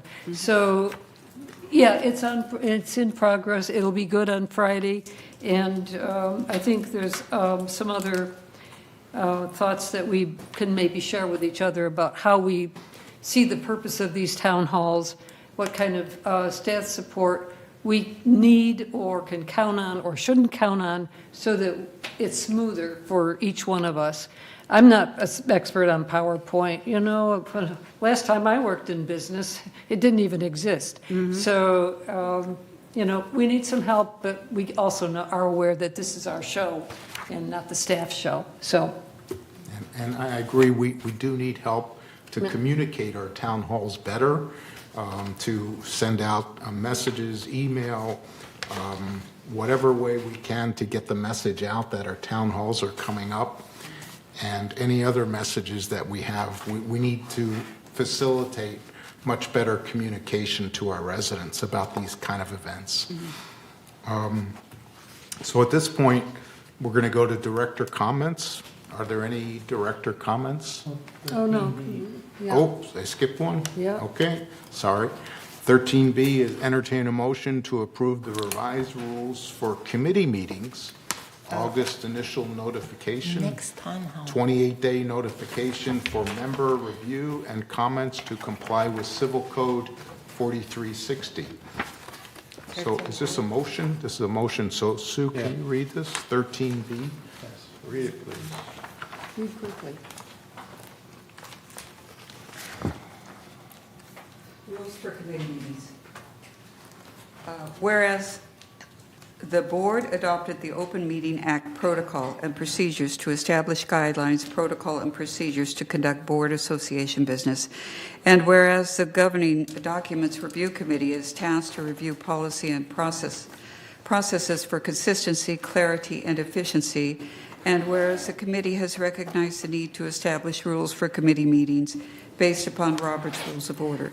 Now therefore be it resolved, September 12, 2023, the Board of Directors of this corporation hereby adopts the following rules for committee meetings. The chair of a committee or 2 committee members may call a committee meeting. A committee can originate recommendations and motions concerning subjects within its area or responsibility without specific instructions from the governing board. 3, a committee should consider particular motions referred to it by the Board of Directors. 4, a committee acts validly if its decisions are agreed to at a properly called meeting of which every committee was given proper notice. A committee can provide recommendations and actions only if a quorum of its members are present in person and/or electronically. At least one member of the committee must be physically present. After the presentation of a staff report, a member of the committee may make a motion to accept staff recommendation or to act upon the report. 8, the chair can make motions and vote. 9, residents may be heard during member comments. 10, residents may be heard on an issue after committee members' discussion and before the vote is taken. 11, a committee may vote to refer for future consideration an issue suggested by a resident. Resolve further that the officers and agents of this corporation are hereby authorized on behalf of this corporation to carry out the purpose of this resolution. August initial notification. Should the board endorse the proposed resolution, staff recommends that a motion be made and seconded to accept the resolution and allow discussion to ensure that the resolution reads to the satisfaction of the board. Staff then recommends that a board member postpones the resolution to the next available board meeting, no less than 28 days from the postponement to comply with Civil Code 4360. I so move. I second. Okay, it's seconded by Diane. Any discussion? Tony? Yes, Mr. President, thank you. It makes no, or maybe we don't have to discuss the role of advisors in these committees, or should we just let that go? They're not allowed to vote, right? Advisors are not allowed to Right, vote. so should that be included in this or not? Just asking a question. It's a good question. I don't know if there's an answer, but it shouldn't be, I think. But Maggie, I believe that it's in the charter, but I have no objection to adding that as number 12. And I would like to add the word committee member on number 4. A committee acts validly if its decisions are agreed to at a properly called meeting of which every committee member was given proper notice. So we can add to number 12, what was it, Anthony? A committee advisors do not vote. I believe that's in our bylaws or somewhere else, but I see no harm in adding it here. Azar. Could you, somebody explain to me, all of these from 1 to 11 is from Robert Rules. You just bring it in writing, is redundant, is government document, doesn't do anything to do, just rewrite the Robert's Rules. Look at that. The chair of the committee or 2 committee member may call for committee meeting. It's just written exactly from the Robert's Rules. And I have an objection about this one too, that number 9, or look at that, number 8. The chair can make motion and vote. Well, of course, we're doing for years this one, I mean. Number 9, resident may be heard during member comments. I don't want to see that one, because member comments is at the end of, right now is 1 o'clock, and after that is probably, by 2 o'clock comes member comment. And still we let the residents talking during member comment. Resident can talk during the open forum that they are talking and during the debate.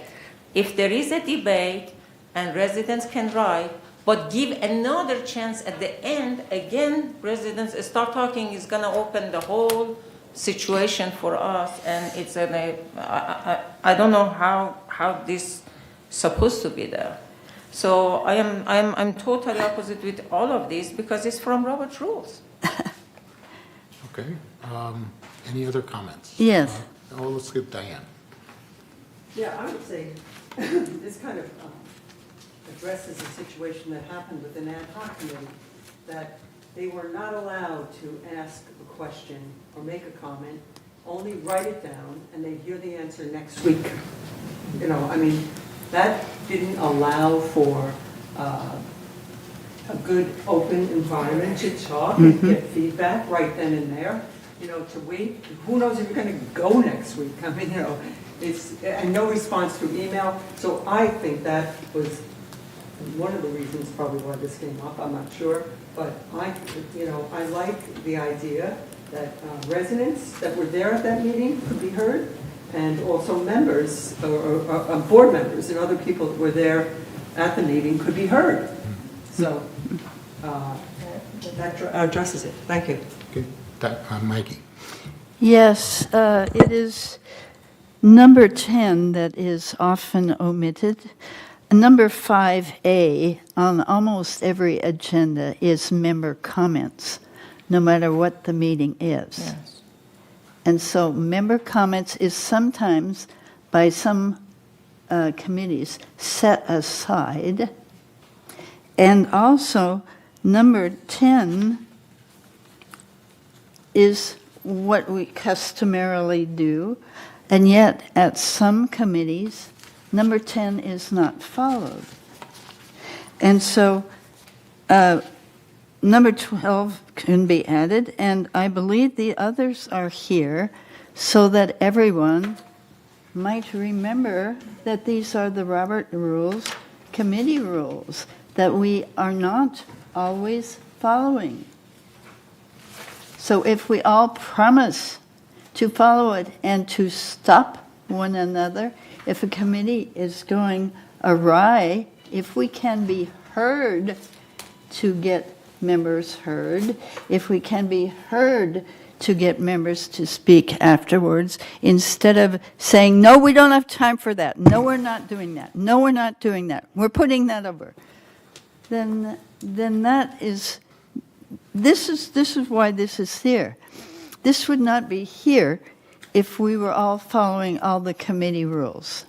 But we are not all following all the committee rules. So this is just a reminder, like your charter is, that what you should be doing during the committee. Okay. Thank you. Mr. President, One again, final comment. Yeah, go ahead. again, all of these, including what you said, is in the Robert Rules. We're just collecting some of them, bringing here as a resolution. It seems we don't have much resolution. We have created now another resolution. And plus, as you said, in here, you said during member comments.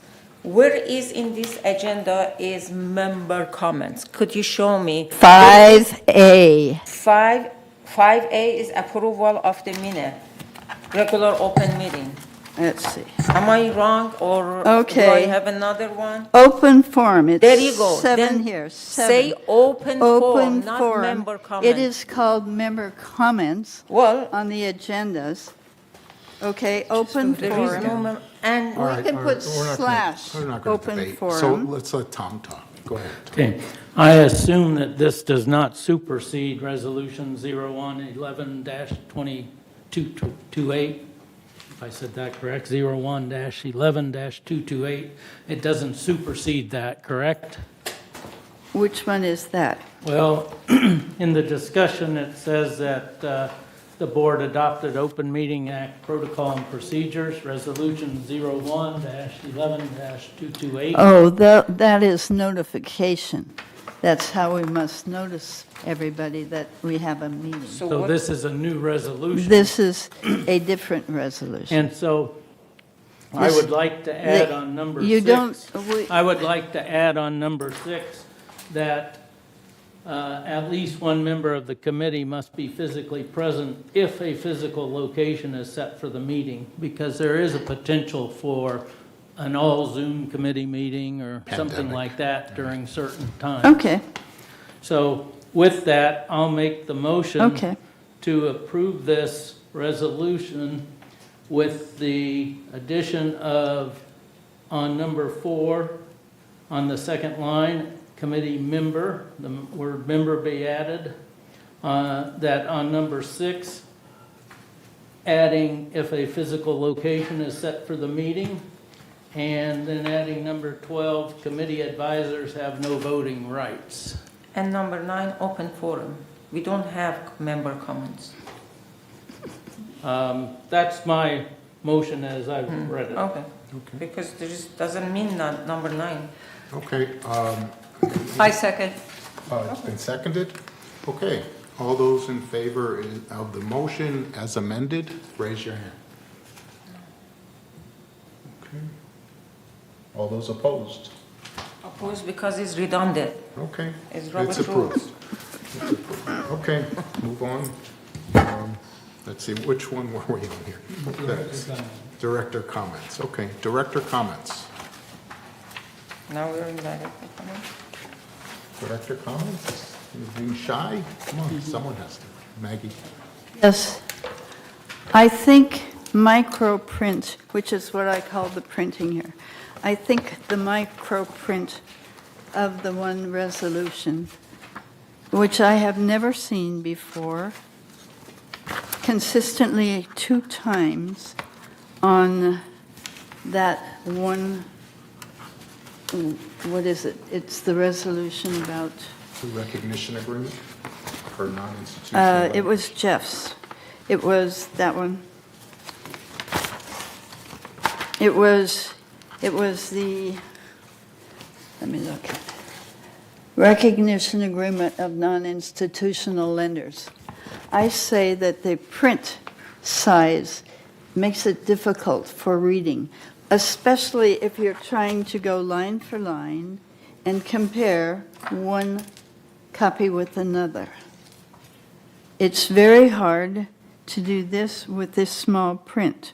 And this is the only one which has been consistently small printed. That's 2 times in a row. And I find that very hard to deal with. Thank you.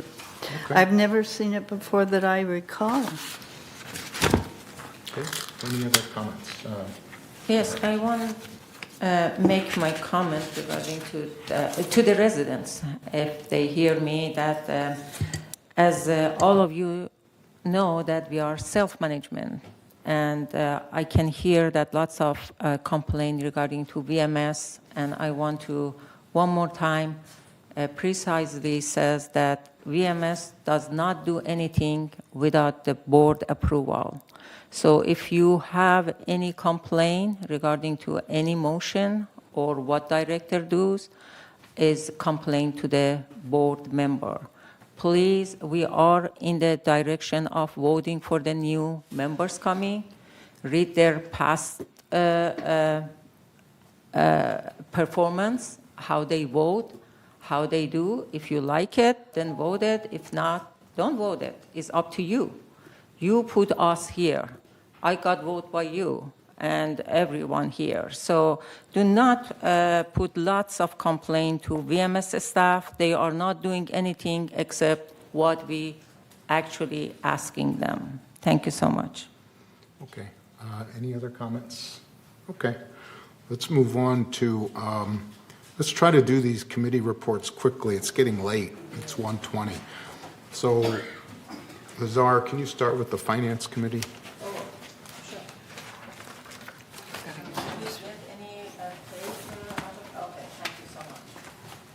So we are going to the slide 1, as usual, is through the reporting period of June 30th. Total revenue for United was Use your microphone. 25.7 million. Use your microphone. Oh, sorry, 25.7 million, compared to expenses of 25.5 million, resulting in net revenue of 180,000, as you can see here in the last line. Can we have slide 2? In the finance, always, as usual, we keep a close eyes on the operating portion of the financial result. The operating fund without depreciation shows an operating surplus of 52,000 during this period. This chart shows how much of our revenue went into operation, with 11.8 million coming in from assessment and 734,000 coming from non-assessment revenue. Can we get slide 3? Thank you so much. Slide 3 says that this next chart takes the full income statement and compares those results to budget. We can see that United ended the period better than budget by 451,000 when combining both operating and reserve saving. Can we get slide 4, please? Thank you. So in this slide, as you can see, is bar chart. You can see the first one is favorable with employee compensation, 920,000, and resulting this one based on the open position in landscape and MNC department. Please understand, do not consider this 920 as a saving or money, because as soon as we get this position field, we will be using. And also see this green bar on the top is covered by the outside service. Partial lease outside service in the bottom line, 425,000, is outside service because landscape cannot fill the position, so they are using outside service. So you can see these two is cancel out. The next green, however, no, put it, thank you so much.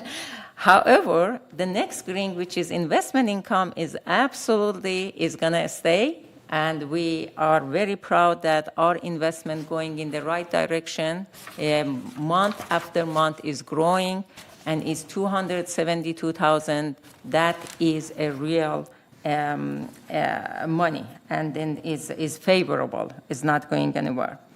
And of course, the utility and telephone was unfavorable due to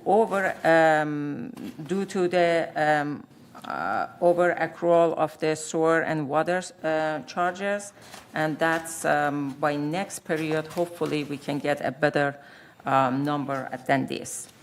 If you go to the slide 5, on this pie chart, we can show that non-assessment revenue earned to date is almost $1 million. Revenue is organized by category, starting with our largest revenue generated category, investment income. As you can see, is 32%. Very proud of that.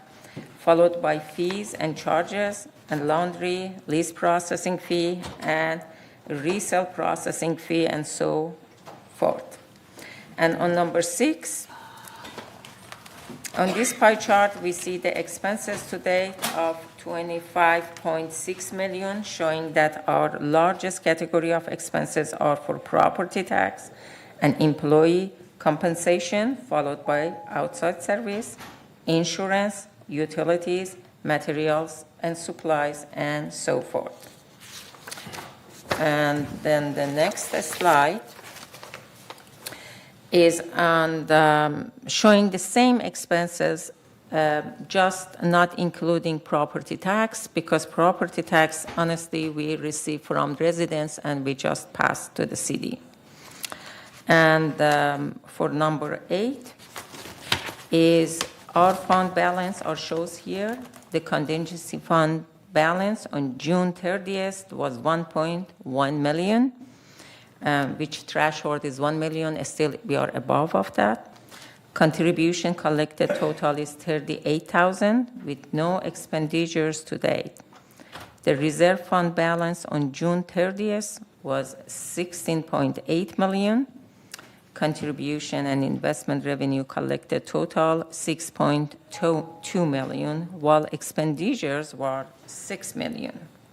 The property tax fund balance on June 30th was actually a deficit $650,000.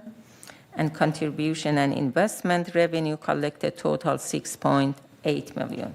Just to say that property tax, there is a negative because we are collecting every month, but somehow we are paying every 6 months, collecting all as once and pay it to the city. So, and slide 9. We compare this historical fund balance for the past 5 years, and in this chart that you can see is the average is $19 million. We are building up based on the new investment. Thank you. And the last slide, which is good actually to see those people that they want to see resell, look at this chart. That we have a slide here to show us a real estate history from 2021 to 2023. Through June 30th, United Resale totaled 170, which is 82 resale lower than the prior year. There are lots of reasons that we have 82 less than last year. The average year-to-date resale price for a United Mutual Manor is $353,000, which is getting down $1,000 less than per year. Hopefully, with this private loan, more people can get, and then a little bit real estate goes better, because the value of any location is based on real estate. Thank you so much. Okay, thank you. Next is,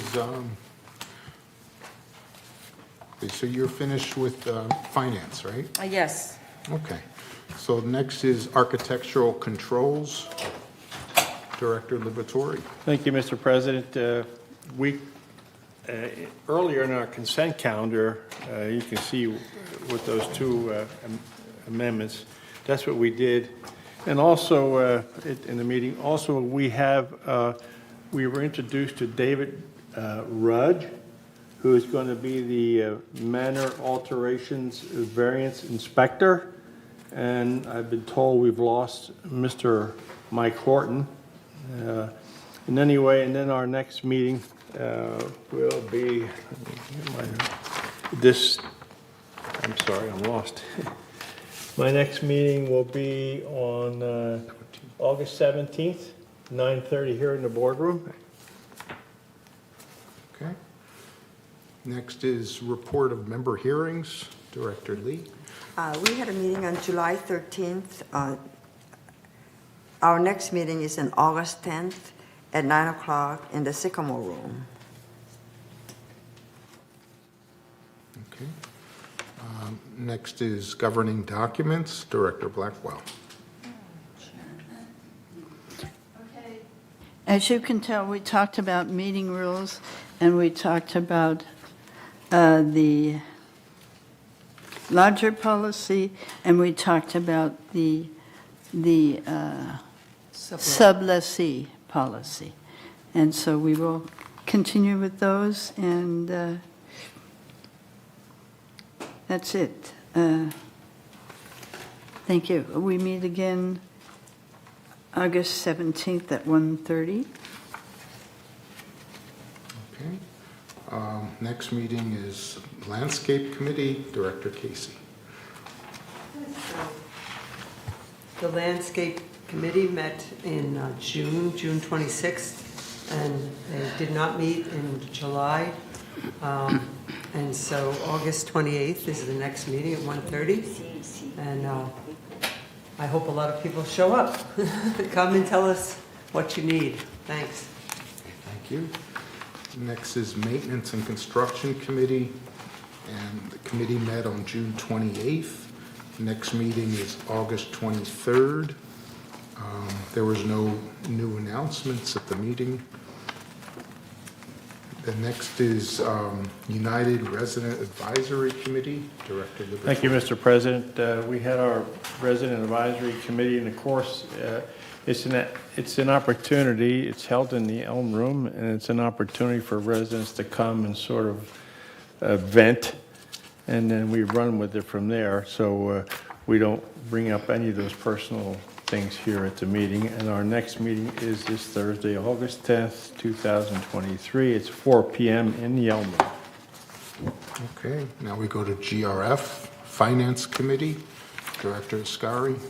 Yes, last month they didn't have, as you know, GRF has a bio month meeting. So the last one was 21 that I gave the report in the last meeting, and the next one coming in August 16 at 1:30 p.m. Okay. Next is Community Activities Committee. Director Lee. Well, today the Director Blackwell will give a report since I wasn't there. Okay, we had a meeting on July 17th. We talked about all the events as usual. The Recreation Department highlights. We talked about the upcoming events at the Performing Arts Center. We did talk about also the regulations which we are establishing for Recreation Department. We talked about the golf course. The construction is going on with the driving range, and there are nets up for people to practice by hitting into a net instead of out into the street or somewhere like that. There are 175 residents on the waiting list for garden plots, plus those who are waiting for tree plots. So there's a lot going on. There was a donation for the care of the mini horse, $3,000, to establish a foundation to continue to take care of the little horse that we have. And let's see, that's it. The equestrian non-resident boarder fee will be continue to be discussed. And we meet again on August 10th at 1:30. Thank you. Okay. Report of the GRF Landscape Committee, Director Kwong.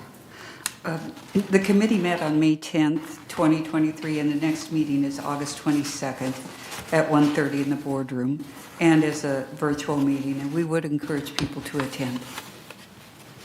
Okay, next meeting is GRF Maintenance and Construction Committee. Committee met on June 14th. The next meeting is August 9th at 9:30. And the next item is the Clubhouse Facilities Ad Hoc Committee, Director Bott. There hasn't been a meeting in a while, and there's not going to be a meeting for a while. It will be announced. It's a great committee to be on. Okay, Silent Committee. Report of the Media and Communications Committee, Director Kwong. The committee met on July 17th, and we will meet the next time on September 18th at 1:30 in the boardroom and as a virtual meeting. Okay. Next item is report of the Mobility and Vehicles Committee, Director Ascari. Yes, actually, it was a very interesting meeting. It was August 2nd, a few days ago, in GRF meeting, and Director Robert gave a presentation about the transportation, and that was all the meeting. We have three venue of the transportation: fixed route, which has 9 buses; Journey is curb to curb, and Boost is with Lyft for in demand. And in that one, actually, I present a calculation for the first time, and when monthly expenses for these three totally is $146,660 by the number of the trip in the average in a month. In average, when you add these three that they gave us as a monthly is 7,818. If you divide it by each other, you get one trip. One trip means a step inside the bus. It doesn't matter where you go from here to Clubhouse 1. It's cost $18.76. And that was something that I might even write down for it is a lot to pay for one trip. That means if I go from here to Clubhouse 1 and back, that's a cost of $37.52. And I ask that it should be a better way. I am not saying we should not have this service. It is a good service, and some older people, they need it. Some people in disability, they need it. But we have to come up with a better, we are talking about budgeting, a better, nobody did this one before. And then it's $18 for one round trip, for one trip. So what I am suggesting, maybe they goes only limited to the disabled people or people in need, or some rather than half an hour, 1 hour. I don't know, but they have to come up with a better. This is a little bit too much to pay. So I wanted to share with you that I passed this one to the committee, and I asked, and committee decided not to be every other month. Actually, they voted to be only 4 times in a year now. So every 3 months they are going to have it. So it's going to be longer until you receive. But even I am not here, please pursue this one. This is too much money for one trip that people going. Also, I wanted to share that in that meeting, actually it was chair that says, well, I don't want to use my car to use gas, and then that's why I am using this one. Well, I don't know, it's really a good reason that people doesn't want to use their car and then using this one, and we are paying $18.76 for one ride. So I want to share with you with that one. Thank you. Thank you. Next meeting, I don't know, because they are changing to the 3 months. Probably you will hear next month.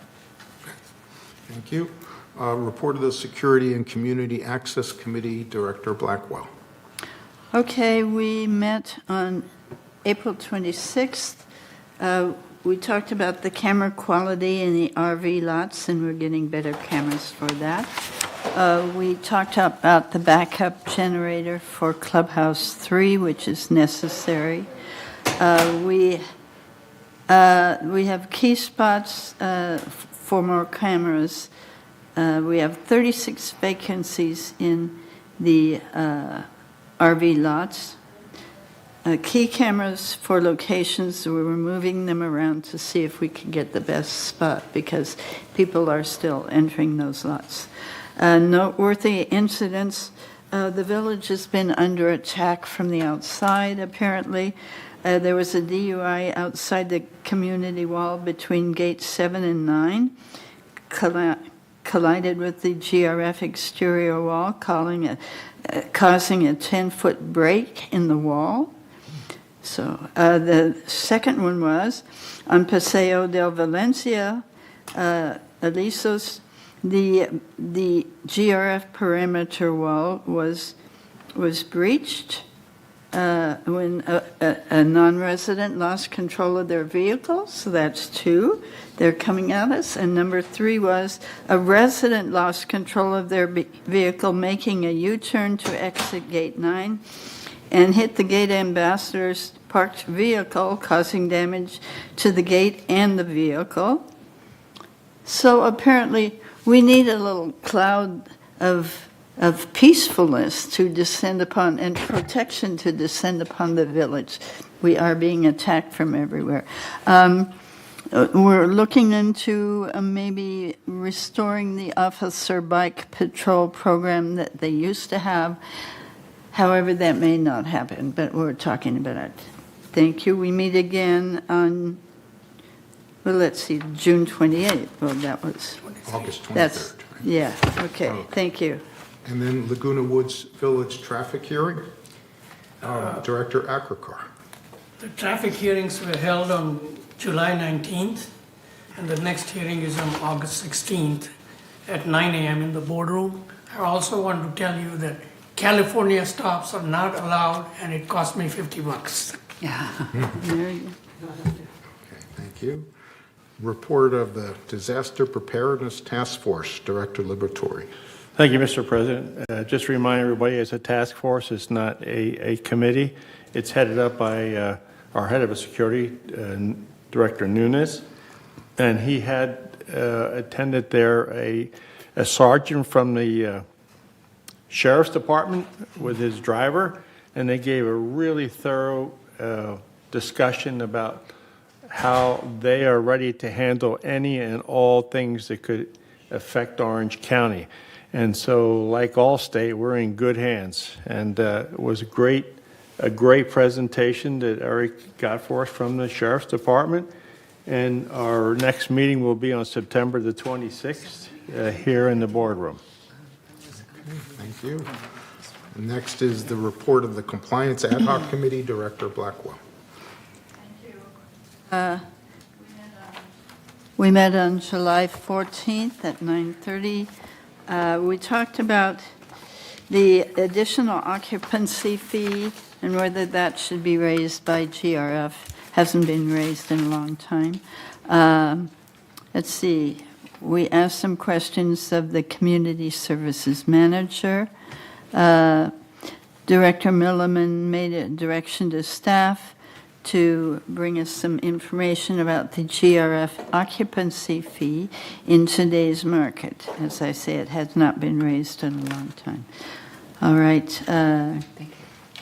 We are discussing the internal dispute resolution. That's the process when people have disagreements with each other on GRF property. And so that is what we are handling in the document we are presently creating. And our next meeting is August 11th at 9:30.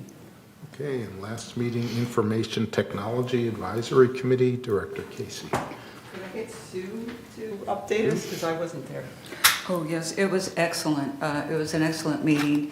I think we went through the BMS person, representative talked about the good work that they are doing. And they're working on so many different upgrades, and it's so intricate. You know, they're trying to process payments and trying to review why the payments are dispersed the way they are, and then tracking all of that. It's just, thank God there are people like that who are so detail-oriented that they'll track all of that and be able to process it. So I think, commend them, they're doing very good work. Next meeting is August 25th. Yes, at 1:30, and it is a virtual meeting. Okay. Thank you all. On the future agenda items, I just wanted to talk about one of the items we talked a lot about today was the recognition agreement for non-institutional lenders. And so based on our agreement today, Jeff's going to make that amendment that we came up with to that, and then it's going to go out for 28-day notice, and it'll be voted on at our next regular meeting. And I just wanted to remind everyone that that's the direction that we had agreed to. And then the other items, the revised rules for committee meetings, lodger policy and application, and appliance policy changes. Those are all on future agenda items.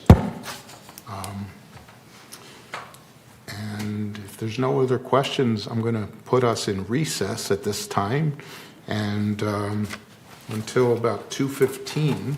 Got to give us a little time for lunch, and then we'll open for a closed session at about 2:15.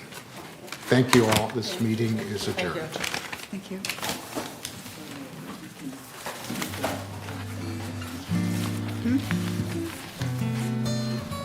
Yeah.